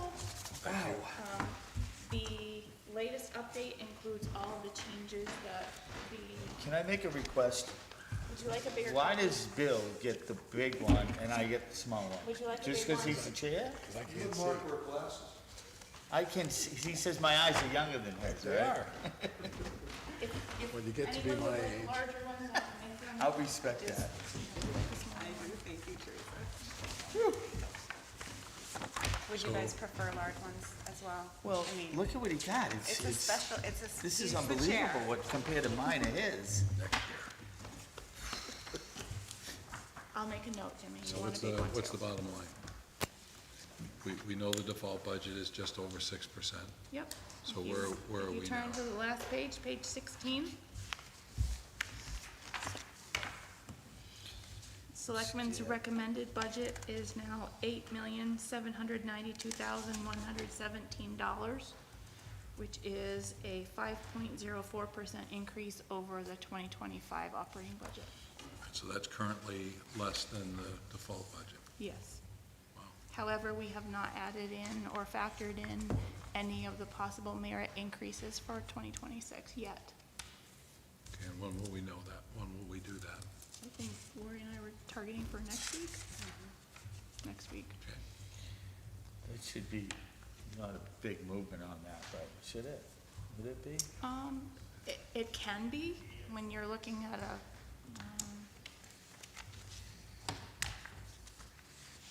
payroll with a 2.5% cost of living adjustment is just under 3.8 million. And increases then Wow. affect payroll tax and retirement. Well, we'll see how the number comes in.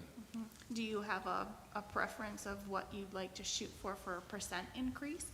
Very good right where it is now. 2.5 with no merit? Oh, that, I thought you were talking about this. Oh, Yeah. I would have been very happy with this.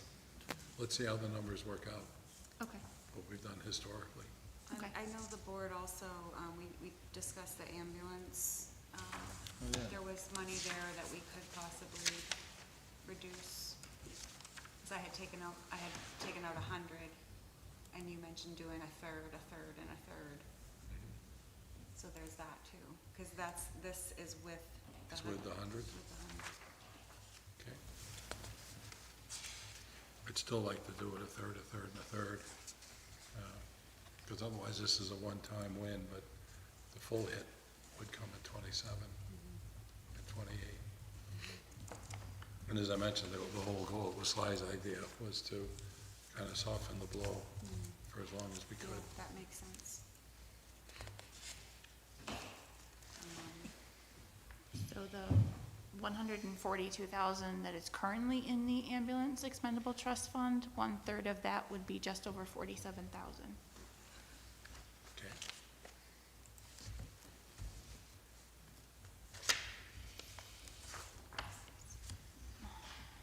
Oh, we did pretty well the other morning. We did 104,000. She had a list of the changes. I didn't send it out, 104,901. Well, I'm gonna tell you, we put the hours in. Last year, we didn't meet with the department heads 3 times. This year, we did. This was all the changes. And then we Yesterday- started off, yesterday's where we changes. started, 8 something? Yeah, well, we're there, oh, yeah, oh, no, 17. 17. Phew, I'm getting tired. So Bill, Do the you're- blanched slide. The first go-around was 17%. For us? I don't know how many times we're gonna go around, Sly. How many times, Not Sly? this Until you get to 0? It was 12, not 17. Yeah, we got it right down to 12, and then it came down from there. Yeah. It's that Ringe influence. Oh, my gosh. Couldn't spend a nickel down there, so you spend a quarter here. Yeah. So Bill, are you wanting to add 47,000 to the 111 that's currently in the budget for the ambulance? Or do you wanna I round thought you it said up there to? was 142. There's 142 in the expendable trust, 1/3 of that is 47. So the idea would be to pull that 47 out. But right now, you got the whole, you got 100? We've got 111 in the budget right now Right, so we would, for a that would, 211 contract. so it'd be about a $60,000 increase. Yeah. Because we're, right.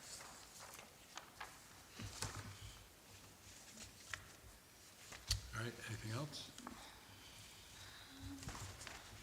Did you have any?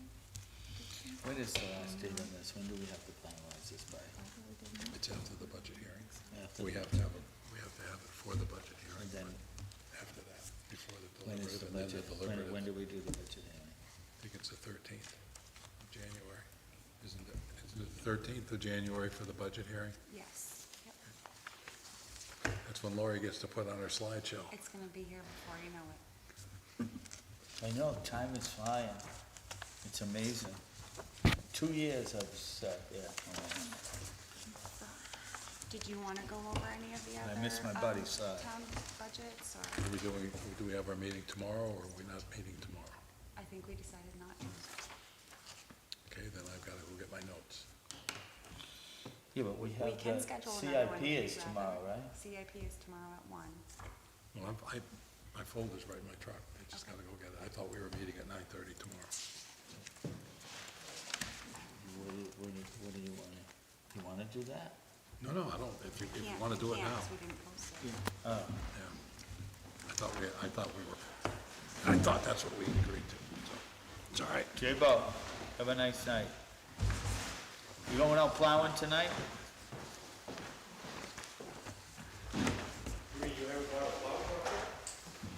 Scott, when's your next meeting? I actually.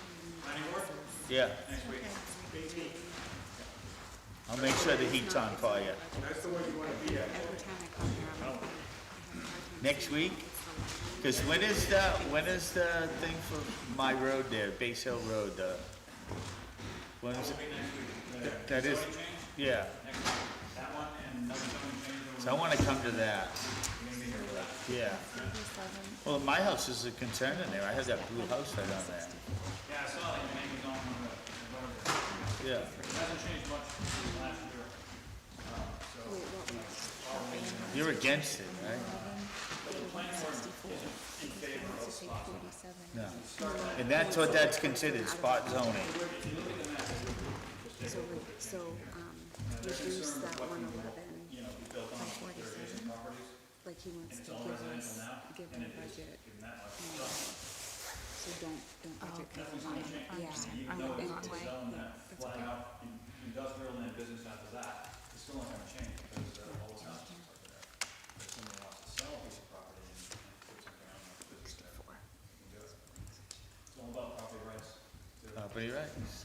Well, the thing is too, he wants to sell his, and if it's zoned residential, there's probably a $30,000-$40,000 difference in what you can get for that property if it's zoned commercial versus residential.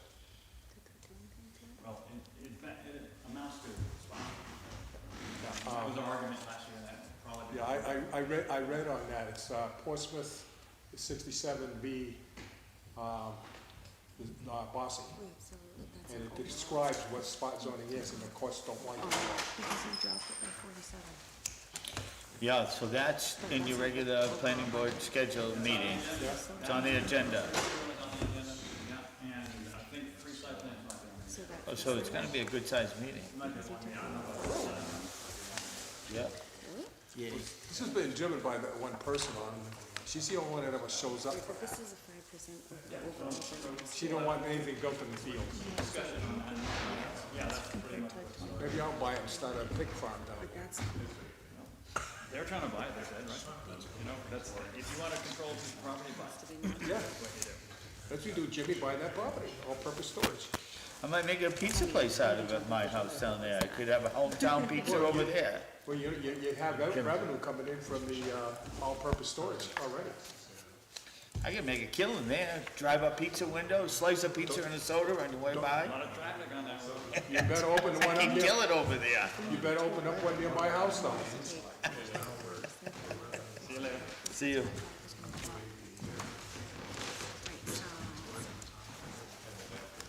Hey Jimmy, I do have, election officials that are running this year that may want to do some stuff at that pizzeria. Johnson. You got it. No problem. I thought we could arrange something.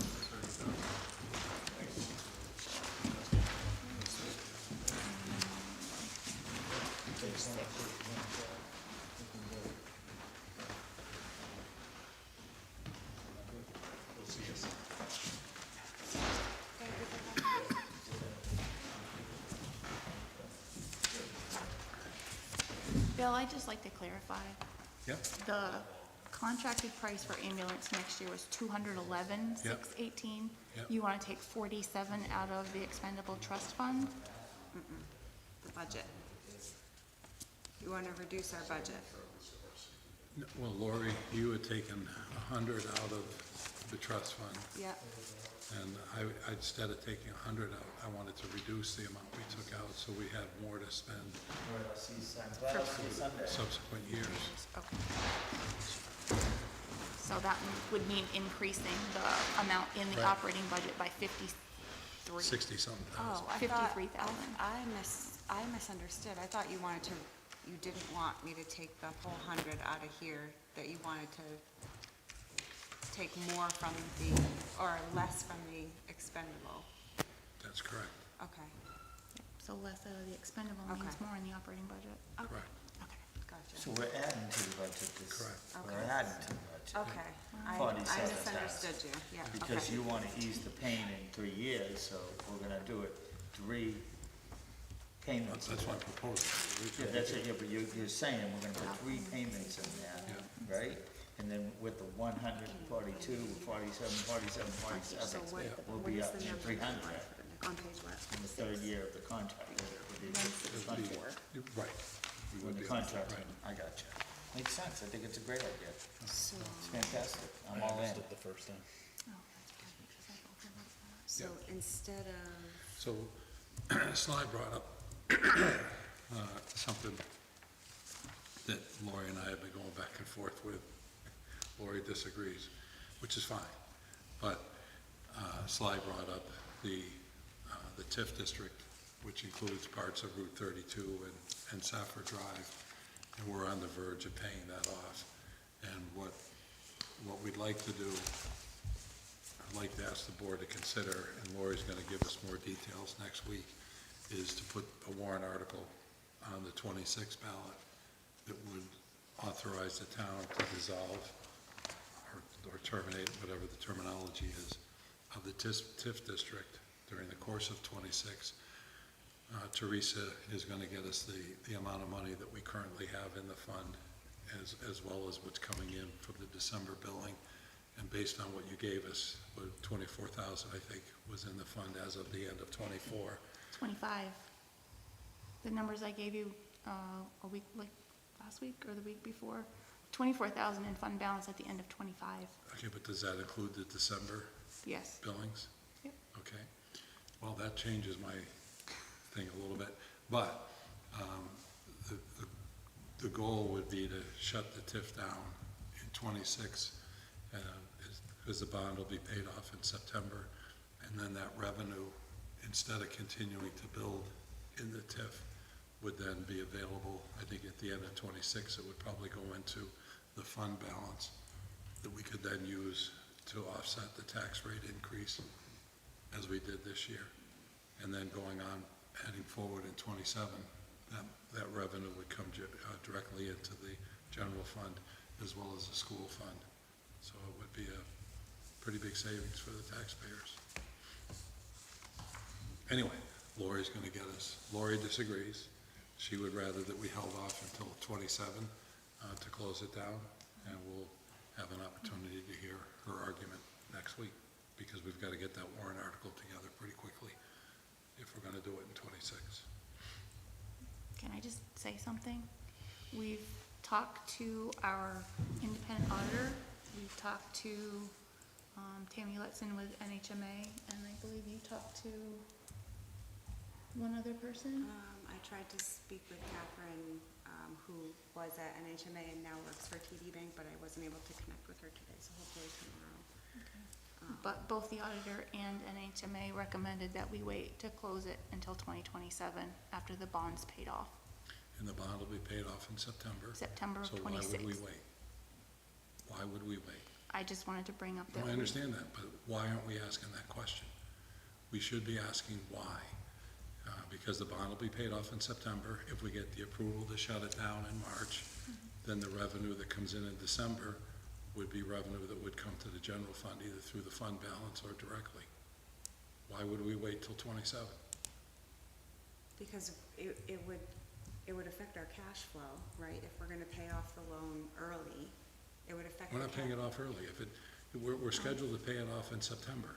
Of '26. Of '26. So why would we wait till '27? I'm sorry, I was under the impression that we were paying it off early in but April, why- you after the usually- warrant article passed. We don't know. There's two steps. One step is paying it off early. The other step is getting approval to shut it down. So that what we're doing in March is asking the voters to allow us to shut the TIF down, because we're done. And I was under the impression, and maybe I'm wrong, that we were paying this loan off early, so we would need to take funds from our fund balance, which is already under our policy. Our policies state that the town should be at a 10% for our fund balance, and we're not even there yet. So I was under the assumption that we were gonna be draining the fund balance to pay off the loan, and I didn't see the benefit in that, because I thought it would leave the town in a volatile state by taking money from our fund balance, because it's there for a reason. If we, But again, it's two separate issues. The paying it off early is one thing, but we don't need to. What we're asking for is permission from the voters to shut down the district. Well, we would normally do that, right? Oh, we're gonna ask them this much, Just to and shut then it we're down. So shut it down. I see. We would shut it down So once we're the not gonna bond is wait till paid. September. No, Then we- we'd have to but wait till the in bond is paid off. the other portion of, when I was speaking with the auditor, I was under the impression, and Teresa, correct me if I'm wrong, that the TIF actually will have more money in it if we wait until the end of 2026. There'll be more money in it. The TIF Well, will sure, actually- because the December revenues will go into it. Right. But that's money that's being held back from the taxpayers. So because it's gonna stay in the TIF, and you can't shut it down until. But we could close it the following year. Right, so why? Why would we leave that money, why wouldn't we have that money come back for the My taxpayers? biggest concern was leaving the fund balance. Doesn't affect the fund balance. Well- It will affect the fund balance because it would become a positive once we shut the TIF district down, because that money's just sitting there, we can't just grab it. But if we don't shut it down, if we wait till March of '27 to get approval, that money that's accruing, we can't, it doesn't go directly to the taxpayers, it's gonna become part of the fund balance. Because once we get done with September, then the additional payments they're gonna continue to accrue in the district, and we can't expend them. We can't use them. Because we don't know if the TIF district will be shut down. At least if we get the vote in March of '26 to shut it down, then we'll have flexibility. But can we shut it down without paying it No, off? we don't have to do it right then. We just get the vote. We get the vote to approve. Then we can, Right. I see. So. That's what we're asking. That's what, the main thing is to be able to get put on the warrant to shut it down, have the people say, let's shut it And down. then pay it off in September, and then take that one. And then shut it down. Right. Once So it's paid that off. means we wouldn't lose 6 months of taxes, it would go back to the taxpayers. Well, that's what That's what you're hoping, right? that's the questions, we're not sure those questions are being asked. But yes, it would, because otherwise, if we wait until 27, I understand. what would normally have been an October It'd go in payment. the would fund have- balance. Right. Which we can't access until the following year. Right, okay. But how did you state earlier that it was gonna help our fund balance for the following, it would help us in Yes. 27? Okay, so To drop our tax rate if we wanted to use some of that, Yep. right? It would help us in 27. Yep. Teresa has a good point. So normally when, like, the TIF district just went into effect, right, the new one, it goes into effect April 1st. If the voters vote it and it dissolves, it will close as of April 1st. I'm not sure, that's something we need to find out. That's the question we're asking. Can it be open-ended? Because it's gonna be, we know that the bond will be paid off in September. We know that. So we're asking for permission. If it needs to be tied to a specific date, then we'll tie it to October 1st or September 30th, whatever Cordell, the attorney, indicates.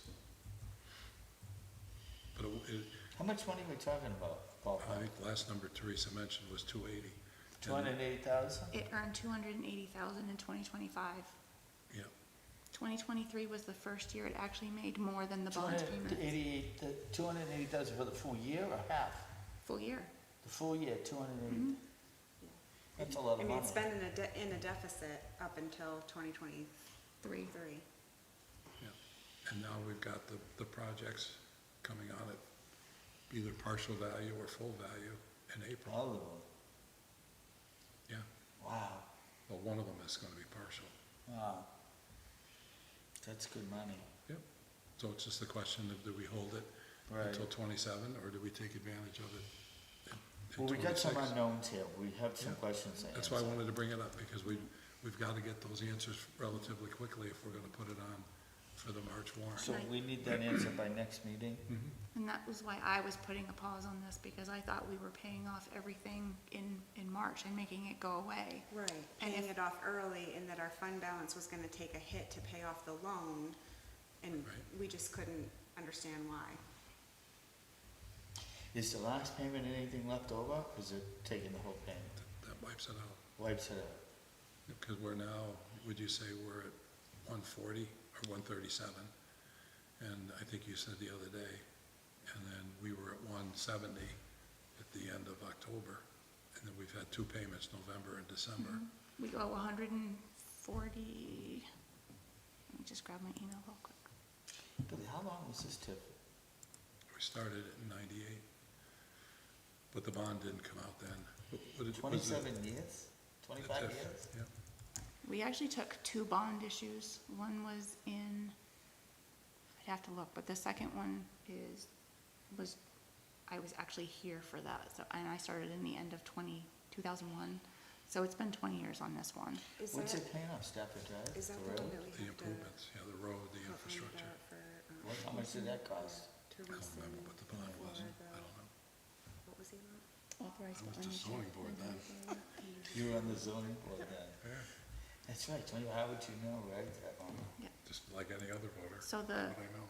If I didn't go to town meeting. The bond balance right now is $140,430.87. Yeah, that's what you mentioned the other day. Yep. So we thought that was gonna hit our fund balance.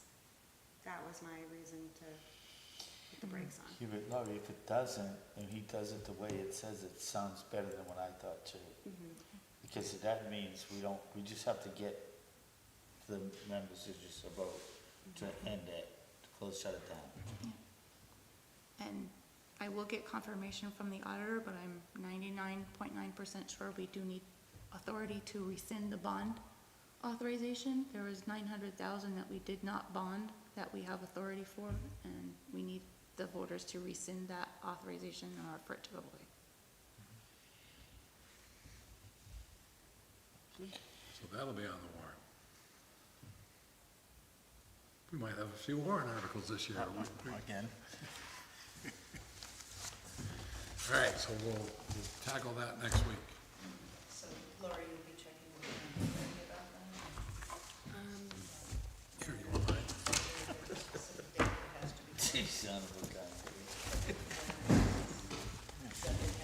I don't know if that would be Hey, the Billy. attorney or the Department of Revenue. Marcus, But take your like Bill said, goddamn if we put a folder. date on it, What are you doing now? Trying to find my notes. Are we going we home? could put a date on the warrant article to close Where we going home? Here we or whatever it is. All right, town hall. What are we gonna do with the town hall? Oh, you're using that one, so I can use this one? That's the one I have my What notes on. page? I don't know.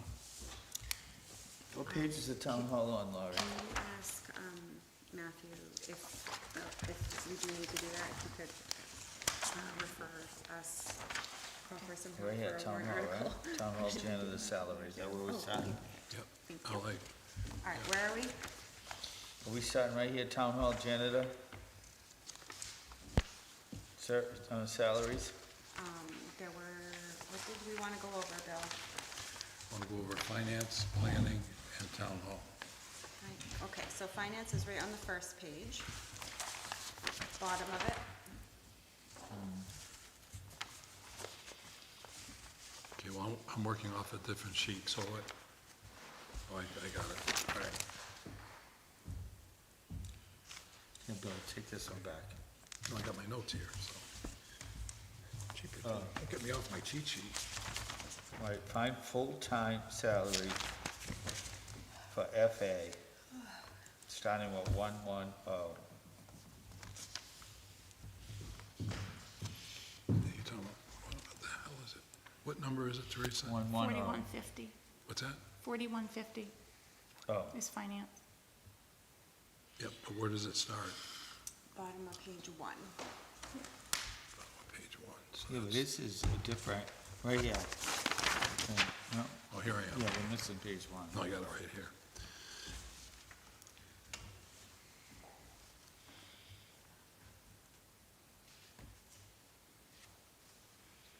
Okay, so I was curious why we have part-time salaries. That's the bookkeeper for the trustees of trust funds. Okay.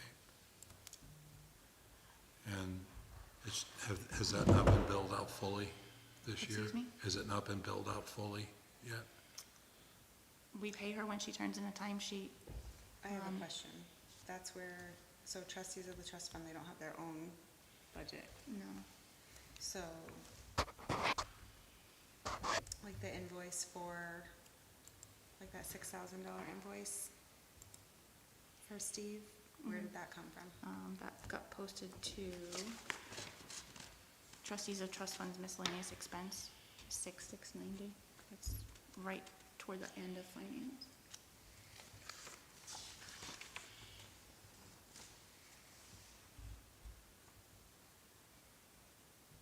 Oh, my eyesight's terrible. Yes, it's right there. Okay. So that's probably that 16,800. So, when they pay their accounting, The accountant went there. okay, so that's not the part-time? No, the part-time person is Beverly Bernard. Oh, okay.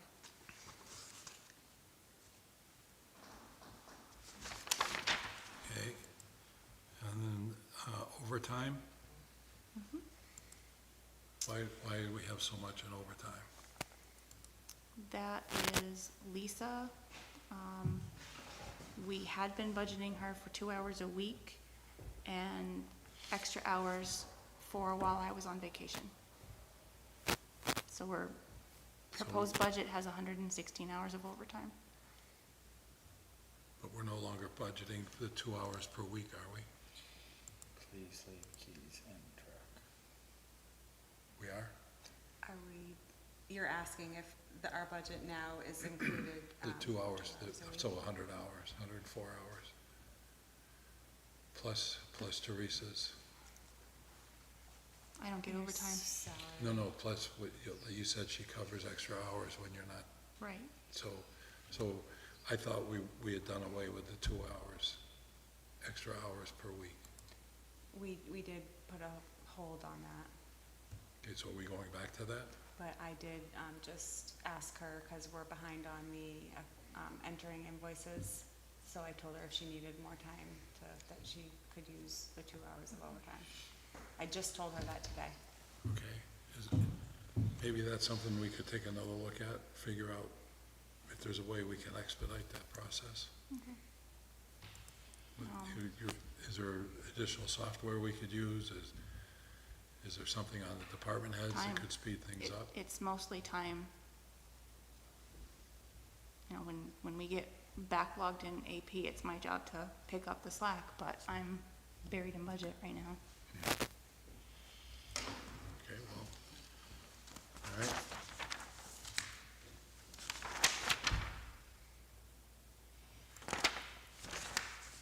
All right, so if we cut the 100 to 50, is that gonna, because it's all hypothetical, but if we cut that from 100 hours to 50 hours, is that gonna have an effect on this line? Yes. It would go from 4468, that was 116 hours, down to 50 would bring it down to 1,926.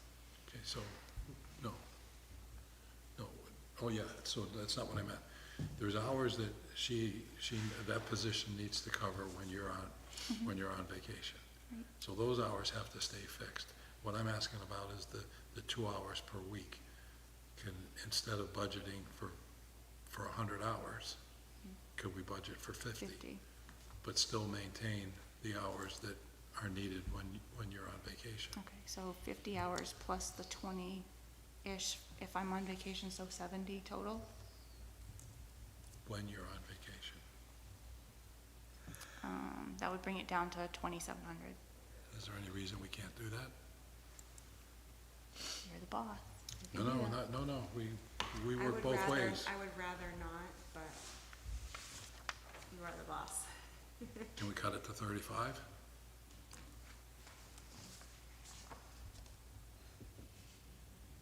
We will make it work. I think we need to look at some ways that we could streamline the process even better than what you've already done. And if it's buying different software, whatever, or maybe it's just the volume of work. It's the volume. It is definitely the volume, but, and then as far as payroll goes, because the amount of hassles that she has to deal with for the first 2 days of the week with our payroll system, that's $14,000. It's actually not, it's the timekeeping system, not payroll. Every time we get something fixed with the timekeeping software, they do an update and it goes right back to where it was before.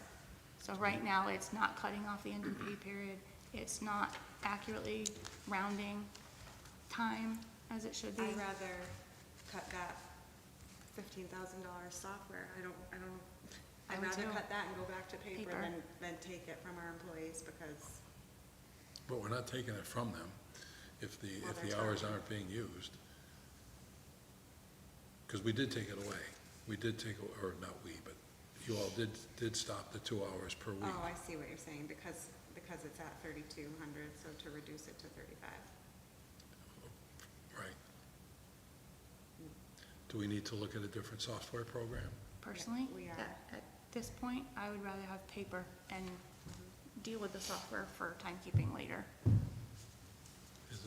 We don't really have the time to be doing the research on it. That's why we've just kind of been stagnant with that. Okay. When we first went with this timekeeping software, we had it working perfectly, and that company got bought out by UKG, and UKG has been a nightmare. Okay. We can go with 35, you said.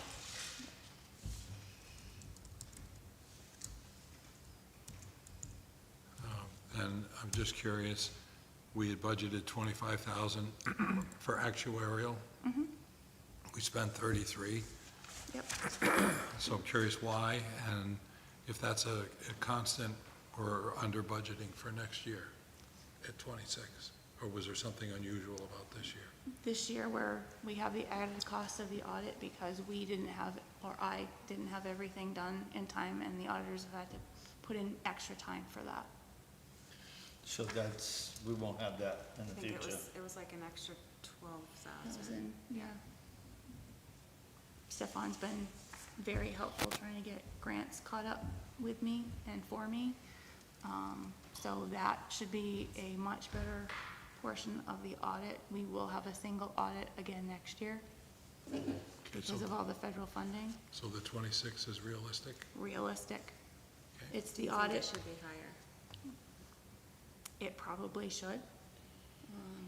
But I was trying to keep it as low as possible. That's the auditor and the actuarial for the GASB 75 valuation. What is it, what have we typically spent? Has it been around 25,000? And then last year was an anomaly? Yeah. So you feel comfortable with 26 for Yes. next year? I would feel more comfortable with 28, but I know we're trying to keep the budget tight and I can live with 26. Well, we want to keep it tight, but that's kind of a critical bill. We can't not pay it. Right. We have to pay for audits. Yep. So should it be 28? Yes. 27.50 increase. What'd you say, Jim? You're okay with 2,000 27.5? 2,750 increase would bring us to 28. Okay.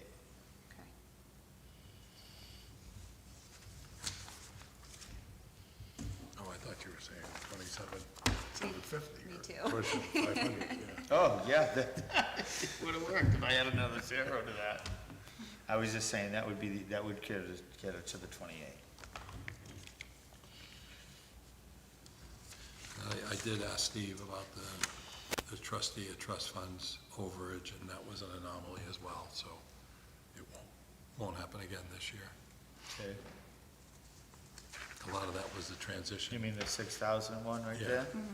The transition to, Okay, good. all right, so where do we go next? So the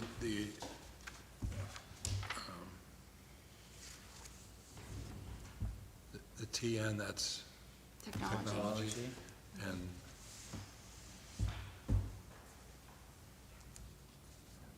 excuse me.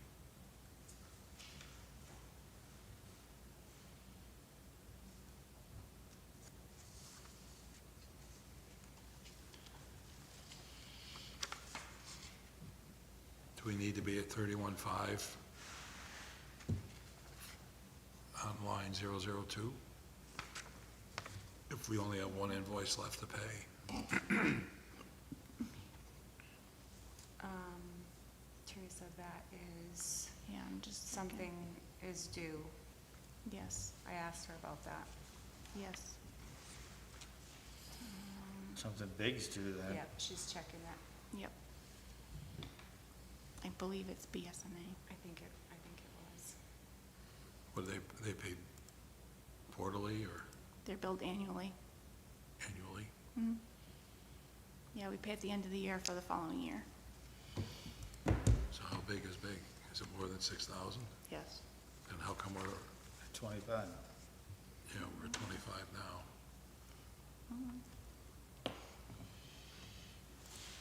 We'll find it.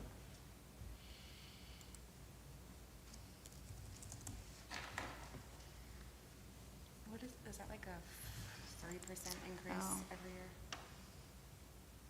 Yeah, 3 to 5. 3 to 5.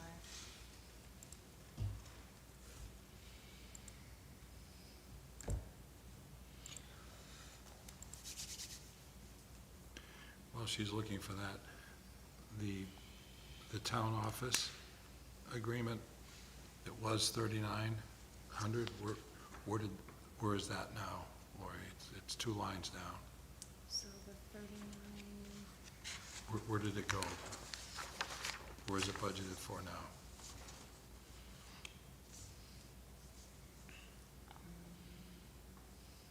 Teresa, do you know? Of the 3,900 Yeah. that we spent this year, Yeah. that was an anomaly. The 2 lines that I moved to the town office maintenance agreement were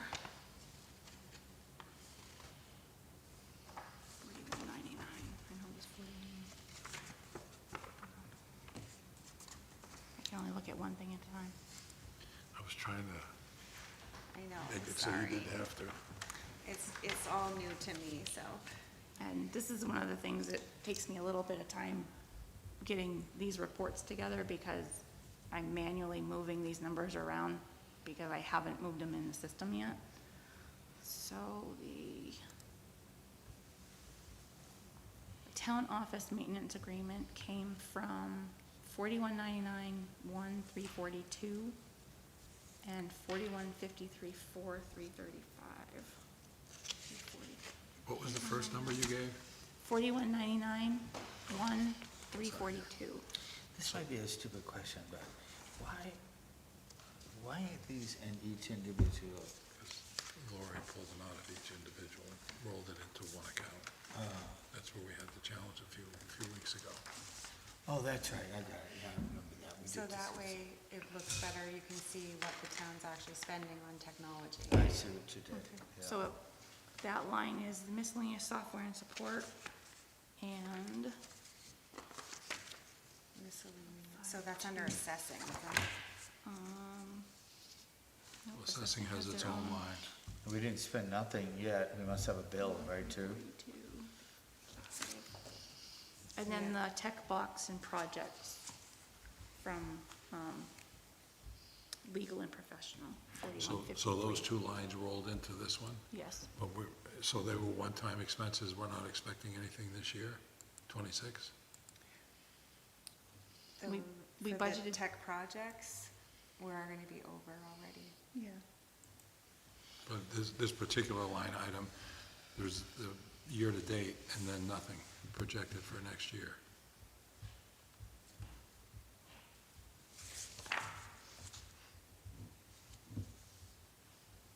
Is it, No, we had 2950 in there for next Yeah. year. there's nothing there.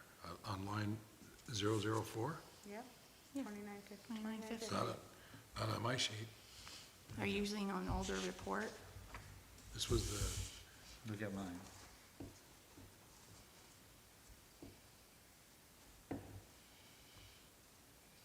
were the numbers I was working with yesterday not correct?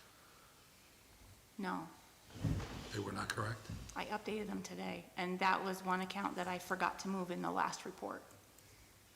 Okay, so what I worked with yesterday was fine yesterday. Yes. And Okay. today I found my mistake and fixed it. Okay, all right, so we're budgeting 4,000, 2950. 29. Well, so that's 2,000 less than what we spent this year. Right, but I believe that part of that issue No, it's was. 1,000 less. Hold on. I'm sorry, 1,000 less, yeah.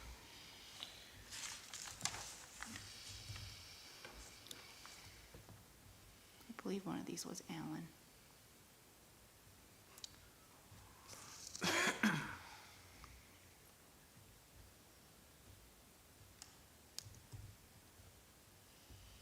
What are you showing for town clerk before I jump the gun? 0, right? Yeah, okay. And it looks like they're going with budgeting 5,000. How much? 5. Yeah. 1342. Yeah, that's her clerk works. That's her clerk works. So she pays that once a year, that would be this month? Yep. Okay, Yeah, the $3,900 bill was for Alan. I believe that was a 90, yep, it was a 91A request to retrieve emails. And we shouldn't have that next year. Which that almost could be under legal too. Yeah. I forgot what I was looking at the first time. All right, so you gotta fix that, right?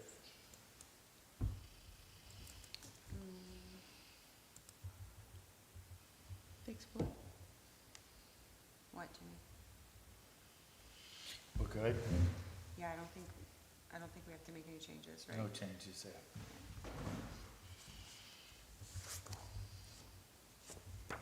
so what line are we up to? want tax collector, right? The next one? Okay, yep. That looked fine to me. That looks, we're fine there, right? Is there anything that's likely to come in for Kevin's, for the tax collector in December? That's just Avatar and the, right? Yeah, and I don't think we've paid Avatar yet. I need more than one screen open. Second. So if we haven't paid him yet, then is this a monthly charge? No, it's an annual. So, All the software is typically annual. okay, so then we're gonna be over budget. Well, hold on, I gotta double check.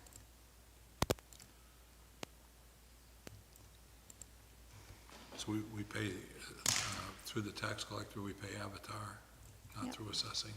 Well, Avatar is broken up between tax, assessing, West Sewer, North Swanzey, Water and Fire Precinct, and the We- general website. We don't have a blanket, but it's No, broken it's up by broken department. up by a department. Okay.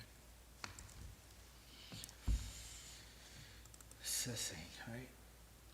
Tax collector and assessing, yep. And, building permit software is also through Avatar right now. So that must be under town office then? Yes. Because the building department doesn't Yep. have their budget, our budget. Yeah. Yeah, we have not paid Avatar yet. That's still coming. Well, are we gonna be on target, or are we gonna be over budget on tax collector and assessing? I haven't seen the invoice for Avatar, so I can't answer that right now. So if we could check that, because we're only projecting a couple $100 increase over what's already been spent for the tax collector, Let me go back to, and not even, That's probably normal though, because yeah. Avatar doesn't go up When that when I much. put these numbers in, I had budget notes, I just need to go back to the third window I'm in.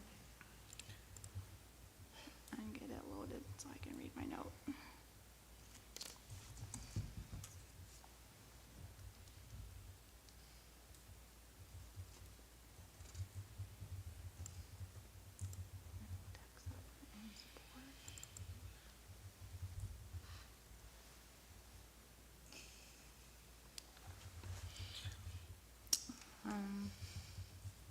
I used the 2025 anticipated amount and added 5% to bring it to 46. 5, yep, And I did have the department heads 48.5. look at, 26.5.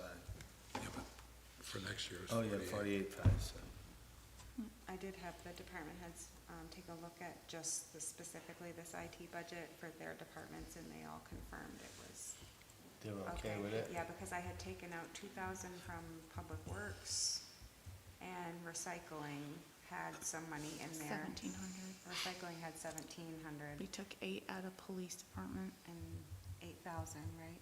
for the Yep, police department. Yep, 8,000 out of police, 2,000 out of Public Works, 1,700, because those were how they had broken it down from Allen's billing.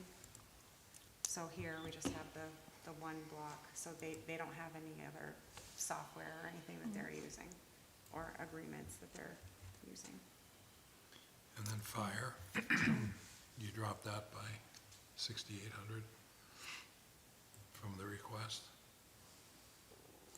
I'm sorry, what was that? I was Fire. saying, you mentioned the other ones, but fire, you dropped by 6,800. Yep, because that was Allen's portion. So those numbers are rolling into The 80. 80,000. Yep,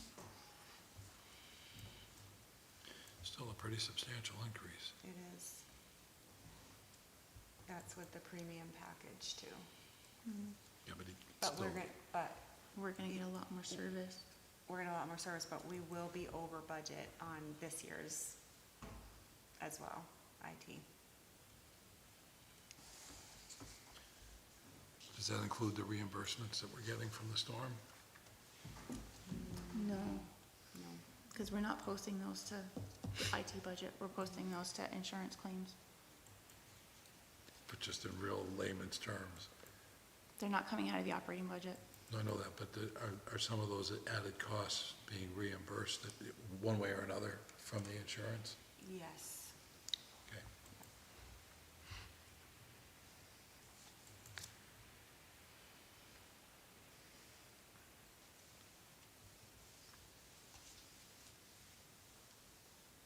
Any more questions with IT? No, I don't. Mark? No. Jim? No, good. What's next, Larry? We probably skip over assessing and do that next week. So the police department, they're not wrapped, they're not part of the, They are, they're part of the 80, but that 12,000, we went over that with chief. Yeah, it was, I know it's the MDT module. Is that for the spots? And Yeah. the spots that they just got on, and there's something else, Open Fox. something like that. There's an Open Fox that it's a software program that something connects the MDTs, I believe. It's software related. Yeah, so they can talk back to the PD. Yep. So, and he confirmed that was the number. I tried to squeak a little more out of it, but he was comfortable with the 12.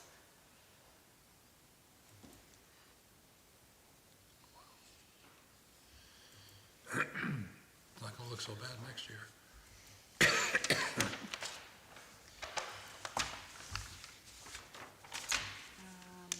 So legal, is everybody good with that? What's driving the assessing support? The assessing support, really, I actually was looking at this where our employee is doing a lot more than assessing. I feel like I wanted to talk to Teresa about this, about breaking it out, because she's doing like a lot of technology stuff, so it's more than just assessing support, those duties. So I think that we should break it out and move it into move a portion of it into Technology. under executive, right? Because that's where all the other town hall employees are grouped. No, No? no.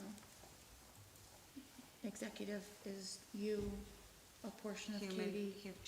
Well, use positions, so town admin administrator, assistant, yeah, Admin assistant and human resources. and human resources. But I was thinking of putting a portion of that, the technology, under there. We can do that.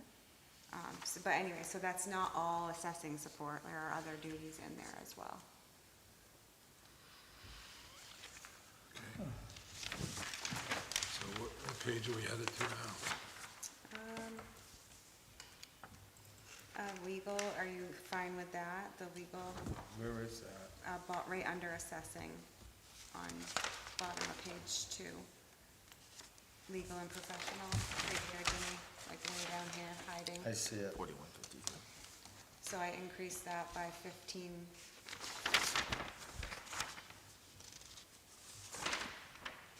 Thank you.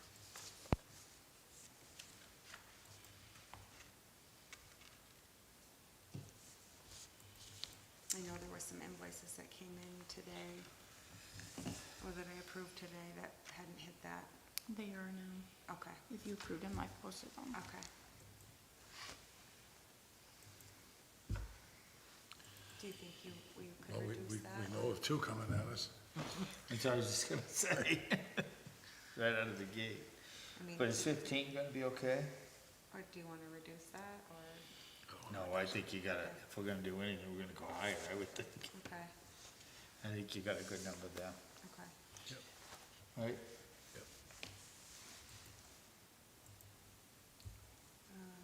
Planning, we wanted to touch on planning, so that's Okay. right on the, page 3. Yeah. I did talk to Adam about, if there was anything that we could, cut, and he said there really isn't, but if they wanna take the 15,000 and not do the planning study, but I encouraged him not to put that forth, because I Oh, we think gotta that's do the important planning for the study. town. Part-time salaries? Minute taker. Okay.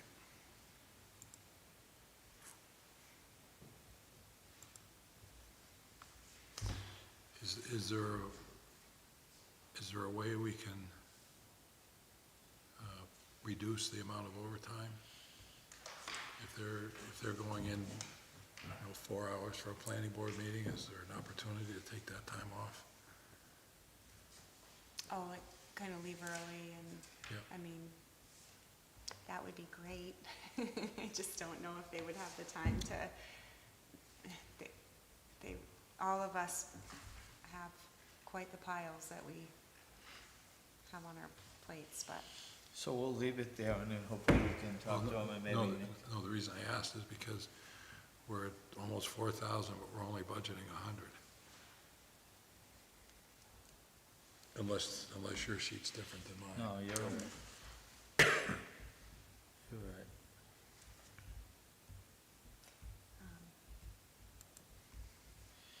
Yeah, that's tough to just leave like that without an answer.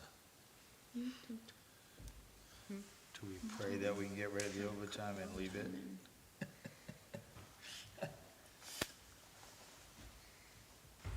Oh, yeah. It's a lot of overtime. Is that just for meetings? So when he comes to meetings, that's overtime, that's where the overtime comes from? Well, it's for both employees, the whole planning and Oh, economic. And yeah. Stefan and Yeah. Adam And code enforcement. and code, which he shouldn't be. But doing if it's there, why aren't we budgeting for it? Right. Mhm. If it's legitimately, we need it. I mean, $100 we know ain't gonna work. Because we're trying to save money. I know, but we can't lie to ourselves. That doesn't do either. any good when in October they tell us we're taking the rest of the year off. All right, you wanna come back to us with something? Do you want to allow 2,000 in there? I think we just wanna be realistic. I would be comfortable with that. Yeah. I'm in. At least let's put something, let's cut it in half, we're cutting it in half that way. So 2,000. Thank you.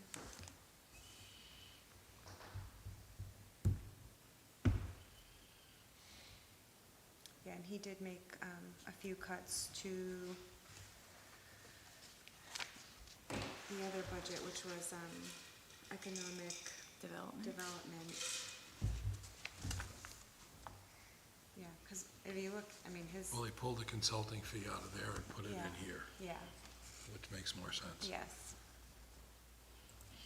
What is It the, was used previously, but hasn't been used for a while.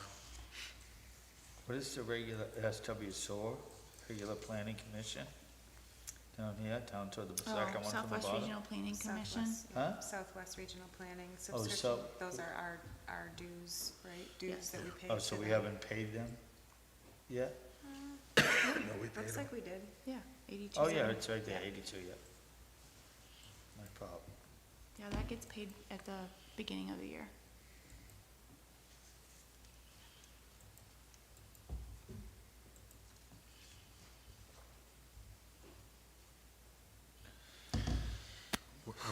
We're reimbursed for plan recordings and things like that, aren't we? They're part of the application process? Mhm. Okay. Okay. Has that report come back yet, Lori, that they've been working on with regard to fees? For Permitting fees and permitting fees and the building permit fees, that and application they fees are and, planning board application fees. yeah, just I, so that we know we're being covered. I I know we're know- being covered for postage, but yep, I know they are working, I actually just talked to Chris about that today, about the building permit fees and, the need to just make sure that we are increasing it, and him and Stefan are on that. Okay. I'm thinking like January, actually Stefan talked to me about it today, he's like, kind of rushing to get it onto the agenda. I think he was aiming for the 23rd, and I said, well, just get it to me when you get it to me, and we'll get you on as soon as we can, so. But the impact fees, that would be done through the planning board. I recommend. oh, we don't have impact fees. Right, but looking into that, yeah. So the telephone for code enforcement, we've already spent more than was budgeted and what is being budgeted for. Should that be brought up? Or does that, Where is it's not much, it's $100, but, or maybe $200. Oh, telephone. My eyesight is terrible. All right. Code enforcement, what are we talking about? Telephone. Just the telephone. Oh, But didn't we? I did just renegotiate. So that's all part of that telephone package for everybody else? So you're comfortable with that? I think I am.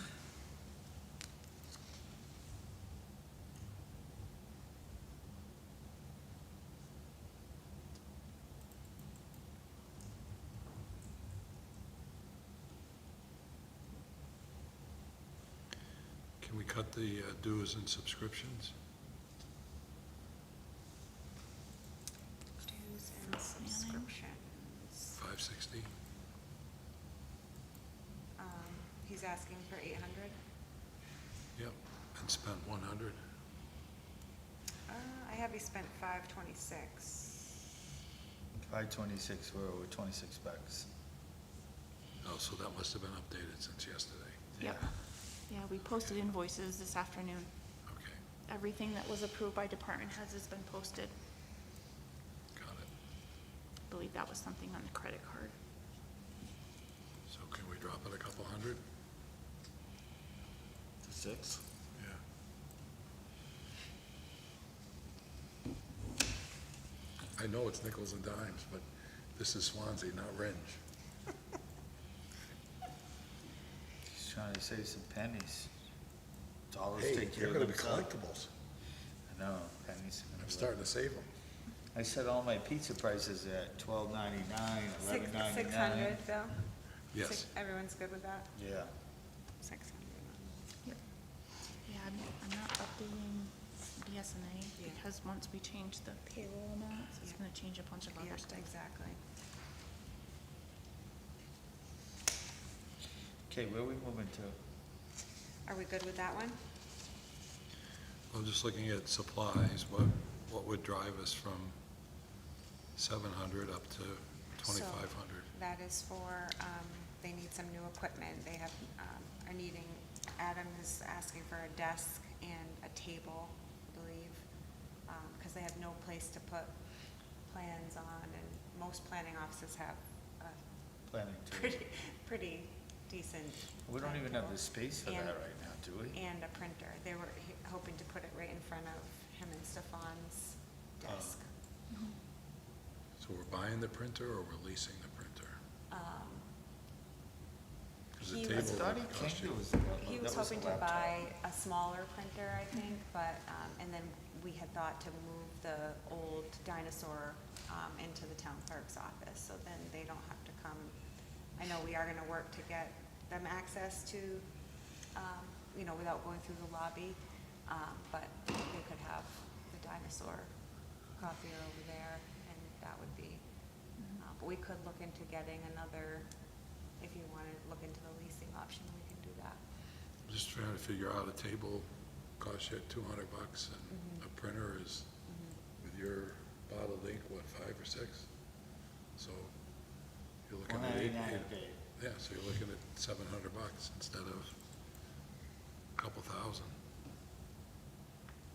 Okay, so we could, wanna cut that to, 1,500? 1,500 words. Jim? I love it.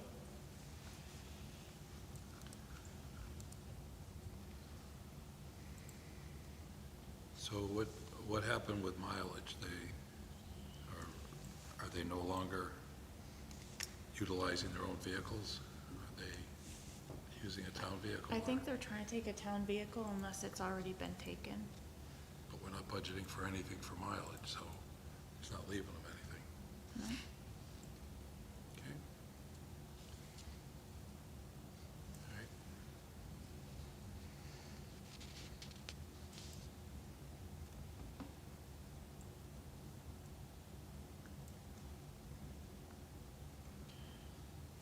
Excuse me.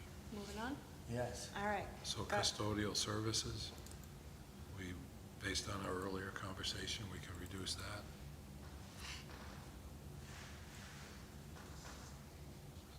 At least reduce it to 5,000, Okay. based on what you told us. Yep.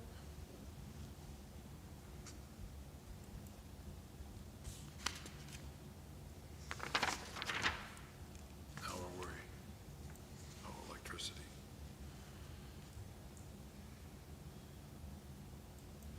So town hall fuel, it's not likely we're gonna hit the 2,500 where are you so far? Did you update that? Mm-hmm. So where are we now? Mine shows 863, but, Yep, that's where we're at. so if we got another full tank between now and the end of the month, we'd be at 1,800. Let's just double check where. And we talked about that, filling them up right now, Yeah. and then dropping it.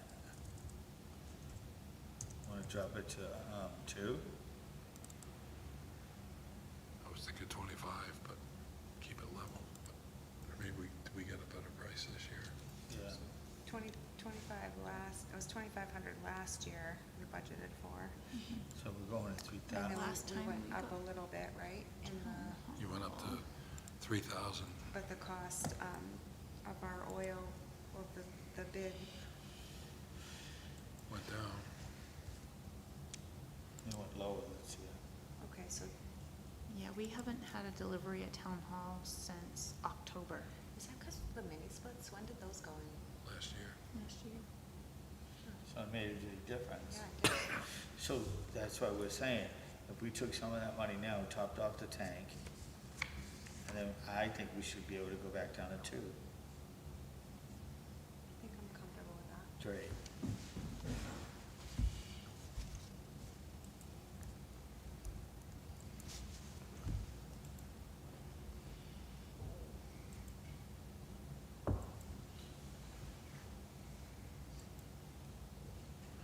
All right, so we overspent our maintenance for town hall.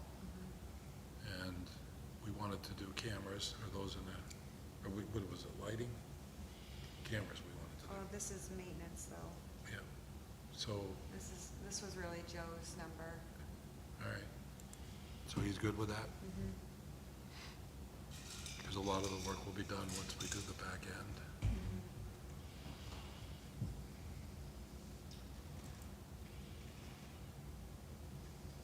Okay, is there room to put in one last order on supplies? I would love to do that. 'Cause if we did that, we could drop next year's. You think? Could get it down to 2,500. Yeah, because that line's for things like, cleaning products and toilet paper, paper towels, that kind of thing. 2? This way, I can check everything. Hello? I was thinking 2,500. Yeah, I think we're good. 2,500. So I'm gonna be leaving town later. Could you leave your keys in it? Generator repair, is that, and maintenance, is that just a new item, or is No, it coming from somewhere? We moved it from emergency management Okay. and kept it level funded. Could you, And then there's no Whitcomb, it's already taken. that all went Right. away. That's all gone. Fuel, we still Oh, keep fuel. in. So, Yep. so Whitcomb Hall, What's the name of it? Yeah, the things that are general, like heating, fuel, Could you possibly? we left in the general fund, but a lot of the other expenses have moved to the revolving fund, covered by rental fees. Put them out front and I'll put them in the front of the building. so did Joe put in the Whitcomb Hall maintenance and repair? Did he put that in at 4,000? So you must have something planned. What was that? He must have something planned. Yes, he it re- needs a lot of, what did he say? I can't remember off the top of my head, but yeah, he was pretty firm. I tried to squeak up a little bit here and there, but he's like, we're Well, gonna need you it. did drop it. Huh? You did drop it 1,000. But he's okay with that? All right. Oh, shit. I'm sorry, guys. I had to answer that. Where are we? No, you guys dropped it, 1,000. Okay. I don't know how we could have, because mine didn't change. Where are we? Whitcomb Hall, Maintenance. maintenance and repairs. Maintenance and repair, that went up from 1,000 to 5,000. 4,000 Well, Lori increase. changed Oh, I'm it to looking at the 4,000. 4,000 increase. What line item are we talking I about? do better in the Line morning, I think. 430, 430. Maintenance and repair? Yep. Yeah, Joe's happy with that. Electricity is, it's not, we have minimal electricity now. At the Grange.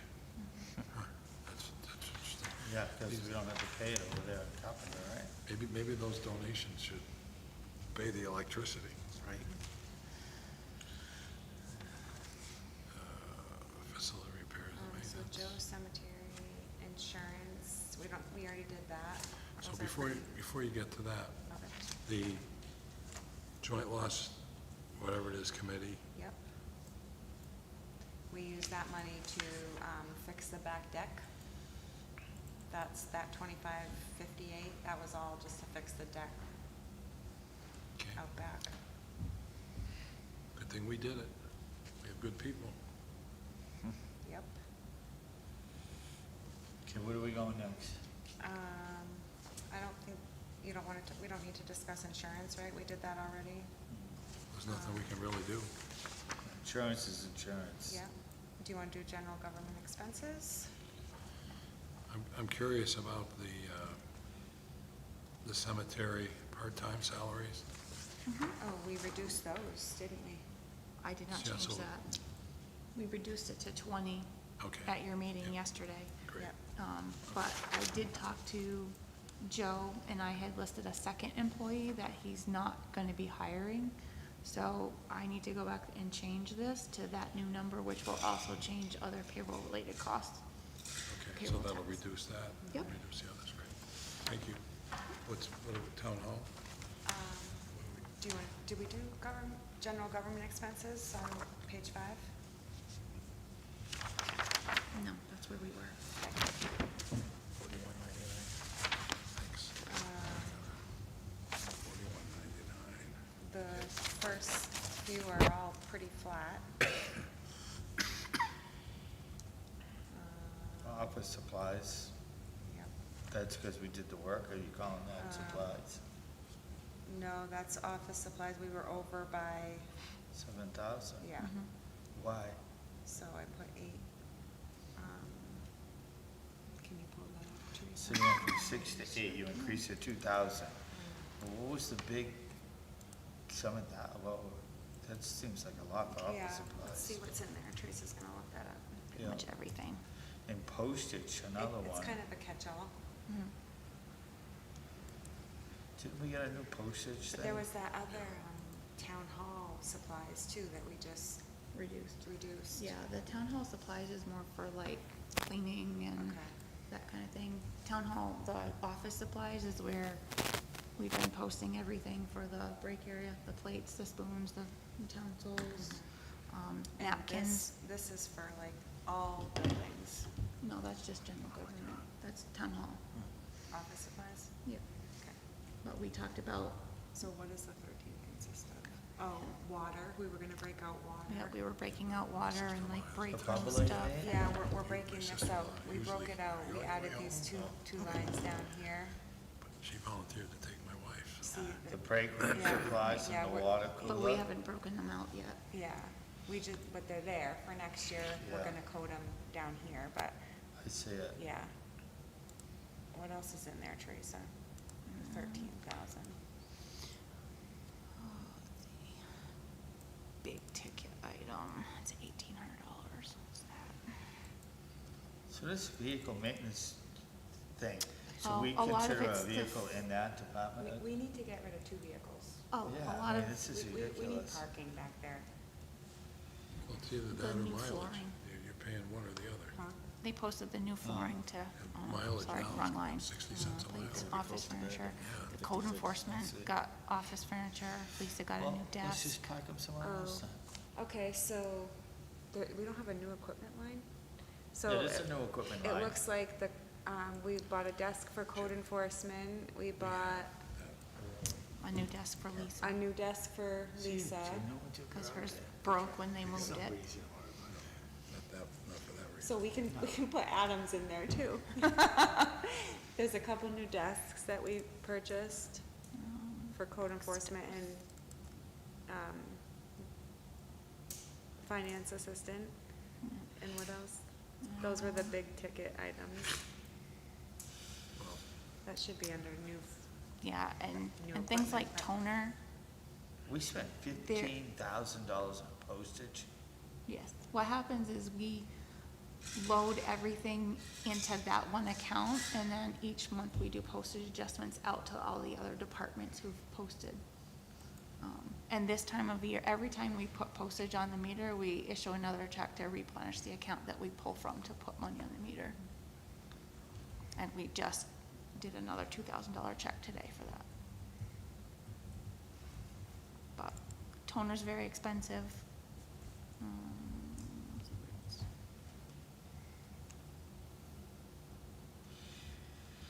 I don't see much there. Privacy screens, we spent almost $700 on privacy screens this year. Wow. Well, I all guess the- they're like 100 apiece, right? Yeah. But that's all the units, everybody's laptop.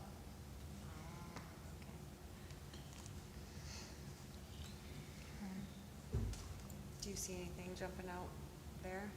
No. Where would you like to go to next?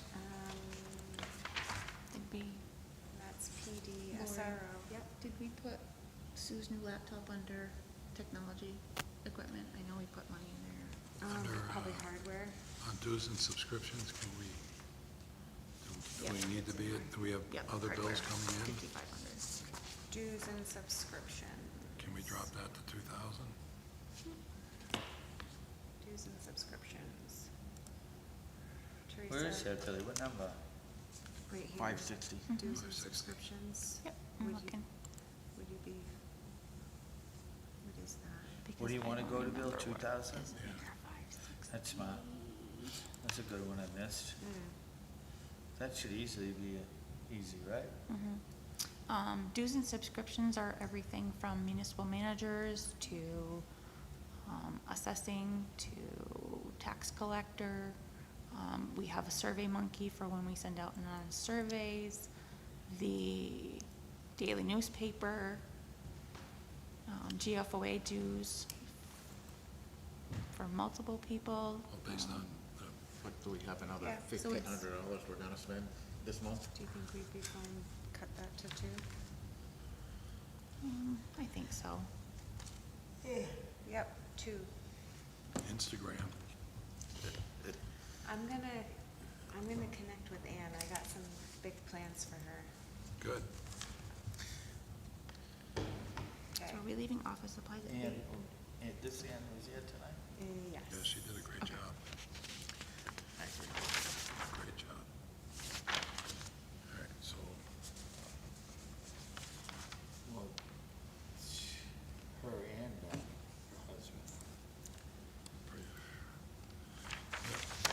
All right, so we good with that? yep. That's it, right?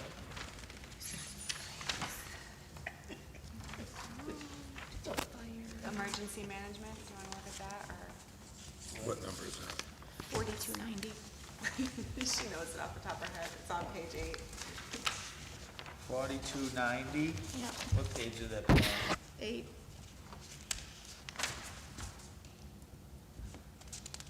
So they're, When I first got hired, I was told you don't need to memorize the account structure, but you learn it the more you use it. Right. so their telephone, internet, is that pretty much fixed? Or do they have a bill outstanding? I believe that's everything, Okay, but I will double check. otherwise I didn't see anything there. You got 3 decreases on that. That's good, right? That's- $1,750. Yeah, that was pretty much just the addition of that Yep. deputy position there.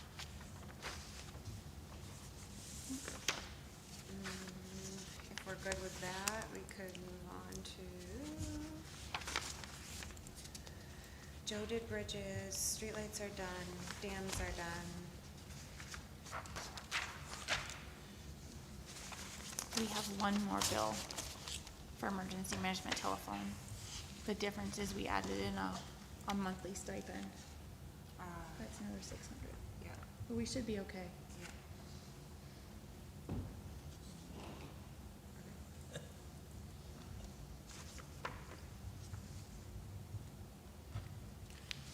I did have a question about Southwest Mutual Aid. It's number 345, 4224. For me, it's on page 8. Oh, yeah, I know what you're talking about. Top of page 8. Just, Oh, yes.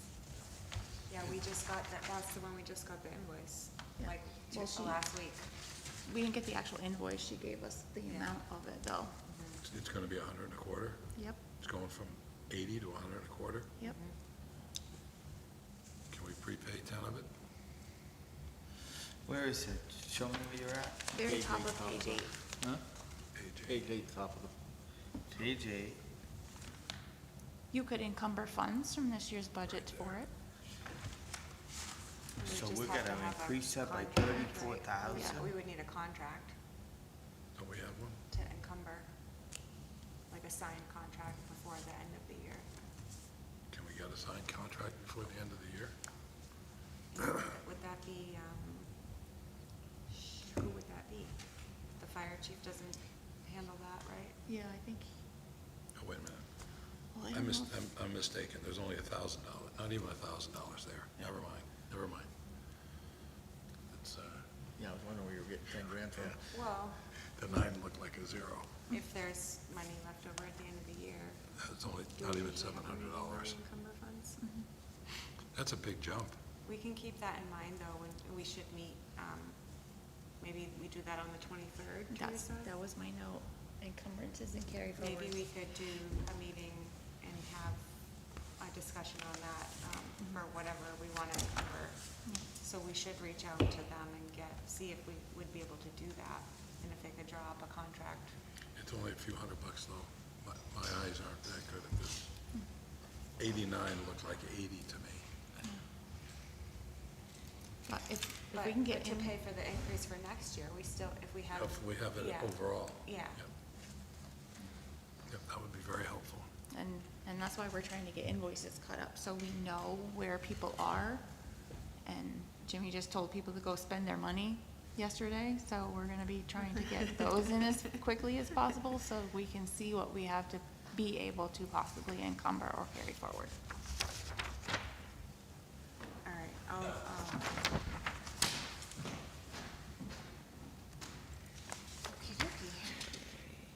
Oh, I do have a suggestion for dam state fees. That bill went up. There's a third dam on it now, and the bill we just paid was $5,300. I think we should increase the state fees from $2,800 to $5,300 for 2026. Yes, and you know what, I remember getting a notification, from the state saying that they were increasing the fees by a lot, so that must have been that increase. Good catch. So increase that to what? 5,300. That's what we just paid for 26, and they invoice us at the end of the year for the following year. This is getting old. It ain't for sissies, I can tell you that. Are you okay I with don't that? remember this last year. I don't remember us doing this. Mark said last year. yes, there's where to go. That's why we're doing it this year. 17 days budget. What do you think of giving people an opportunity to be sponsors for the Old Home Day Parade? No, I like that when you brought that up, yeah. Well, that, but I like if you were a sponsor, you could ride in the parade with your truck and your trailer, advertise your business. I'll do it. What do you think?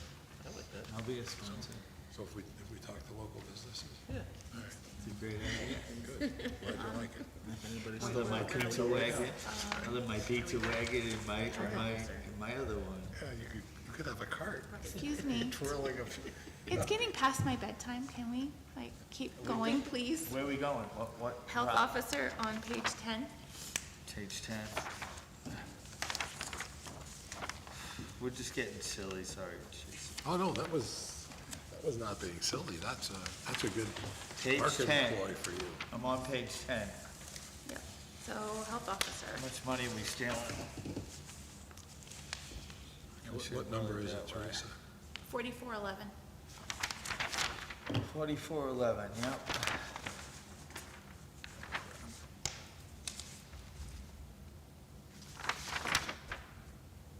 Shoot.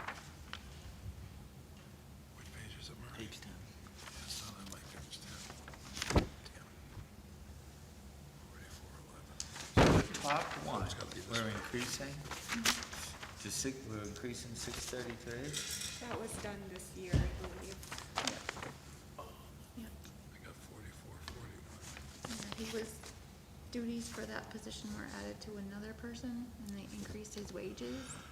And with the 2.5 cost of living adjustment, that's what it came out to be for the portion that's getting paid or posted to the health officer. He's another employee who posts to multiple departments. Page 10. Must be page 11. There we are. So, on the water test, we went over by 650. Yeah, We're only increasing 100. but it was a one-time fee, startup fee for Richardson Park. Yes, believe so. And there's really not much left. You're cutting 100 and 100, which is Yeah. great. So with regard to the salary, was there a part of the year that we didn't pay it? Yeah, why do we have so much left? This goes to the end of the year. The former one retired and the position was semi-vacant until they made an agreement with the employee who is now the health officer. Yeah, but it wasn't a half a year, because we just reappointed.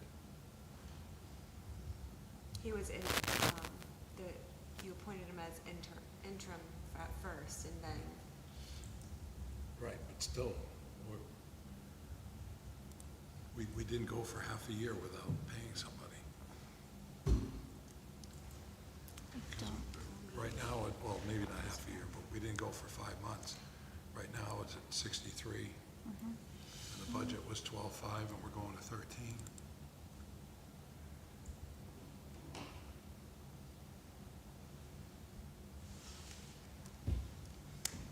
We didn't post anything between April and August. So 4 months. Was that because it just wasn't delineated in this line, so we need to look back at the planning department to see where that money went? Yeah, if we weren't told that he was being posted to health officer, he wasn't.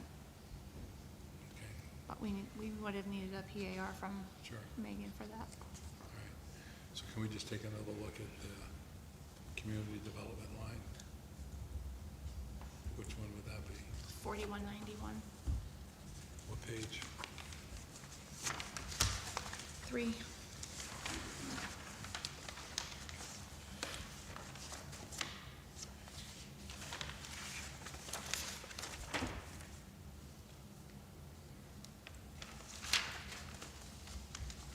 So what you're thinking is that the 6,000, roughly 5,000, let's say, that would have gone to the health officer is actually in the top line here? Yep. And for next year, we've made that adjustment in the budget. So the full-time, could part of that have been the overtime? possibly, if he had overtime and we had posted everything to planning. Because if that was a position that he had started doing, that may be why Right. the overtime is the way. So that's why that's there And and that's why what it's I'm- not budgeted for next year. That'd be a good So guess. we really don't need the 2,000. Because it could go back back Yeah, to because 100. we were just gonna put 2,000 into there, so if that's the answer to that, we don't need that no more, he's right. Just leave it at 100. Leave it at 100. Okay. Okay. You wanna just verify that before it's finalized? You can do that right now. Okay. Jimmy's Okay. dying over here. Not only that I'm tired, but I'm freezing it. I know, it is cold. It's too cold here. I know. We're not having meetings up here no more like this. This is, I can hang my prime rib up in Hey, it here. was nice and cozy in the No, fire but I mean, there's no department. heat. We're actually conference sitting, room. why don't we just do it in the parking lot? I don't understand what we're doing Your here. heated seat, at least. I mean, this is crazy. It is cold. Put your coat on, for God's sakes. Actually, a lot of the, Can't work with my coat His coat on. is like a windbreaker. a lot of the planning overtime for that time period that nothing was think the posting to chair health goes officer into the is not floor. that employee, it's the other one. Okay. So then, oh shoot, which number was that? 4411? Yeah. Or no, it was 40, 4191 for planning. okay, so it would've gone in the top line then? Overtime is in 140. So, do Yeah, you think but we you should keep the overtime? I think we could change it to 500. I was thinking the same thing, Teresa, let's do that. All right, so we're going from 2,000 to 500. Yeah, for overtime. So then,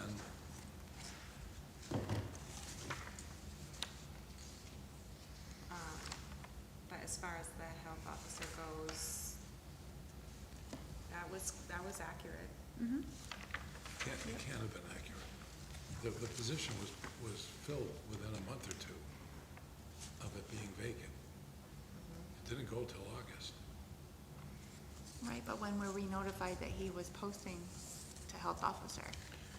No, I get that, but that money, that 4,000-ish, maybe that can come out of this full-time salaries line. If it So was- you want us to repost his payroll, is what you're No, asking no, us? no. I'm just saying for next year, instead of budgeting that 4,000 in the full-time salaries. But that's what her breakdown Right. in the detail file It's now is being telling. split of how he's posting for payroll. He's Right. 80% to planning and 20% to health officer. Right, but, but we went from, just rough numbers, we went from a budget of 12, we've expended 6, and we're bumping it to 13. Right. Well, okay, so somewhere between the 6 and the 12 is what we actually paid. That position didn't go unfilled, Right, whether it was the predecessor or that one, yeah. or that one. So somewhere there's $4,000 or some number like that. Maybe it's in the full-time salary. It's probably in planning. Right, in the full-time salaries. That's really all I'm getting to, so we could drop that to 200. Drop what to 200? Right now, it's 205. But that's, the 191 that's through December, whatever, is inflated by roughly, we just need to find out how much it's inflated by. Right, the budget numbers for payroll for next year are all based on current rate plus 2.5 for cost of living adjustment on how they're posting right now. So the 205 that's in there is the code enforcement officer, the town planner, 80% of the assistant planner, and I believe 12.5% of the tax collector. Well, it sounds like it would be too much to try to find that $4,000 anyway. And maybe it'll be needed at some point. Yep, 12.5 of the tax collector. It's somewhere. It's somewhere. It's in there. It's in there. So I agree. All right, we already did the health agencies, we're good there. Good on the general assistance. Are we done? I think we're done. Recreation. Did you double check with Mount Caesar that they're keeping level funding at 158? Mount Caesar. 4550. The library you're talking about? Yeah. Speaking of that, when you meet with Steve tomorrow, the biggest increase with Stratton is because of the upgrade to their computer systems. Why would that come out of the operating budget and not be part of capital reserve? It's a good question. It's a great question.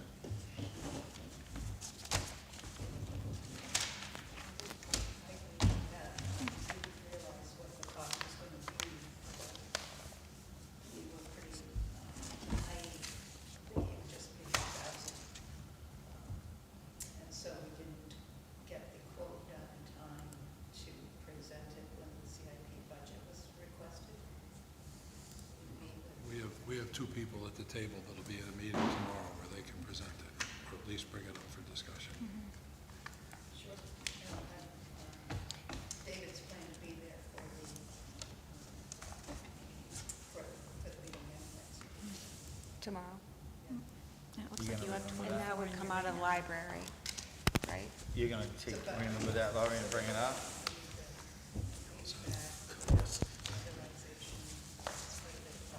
And what was the amount of the computers that we were?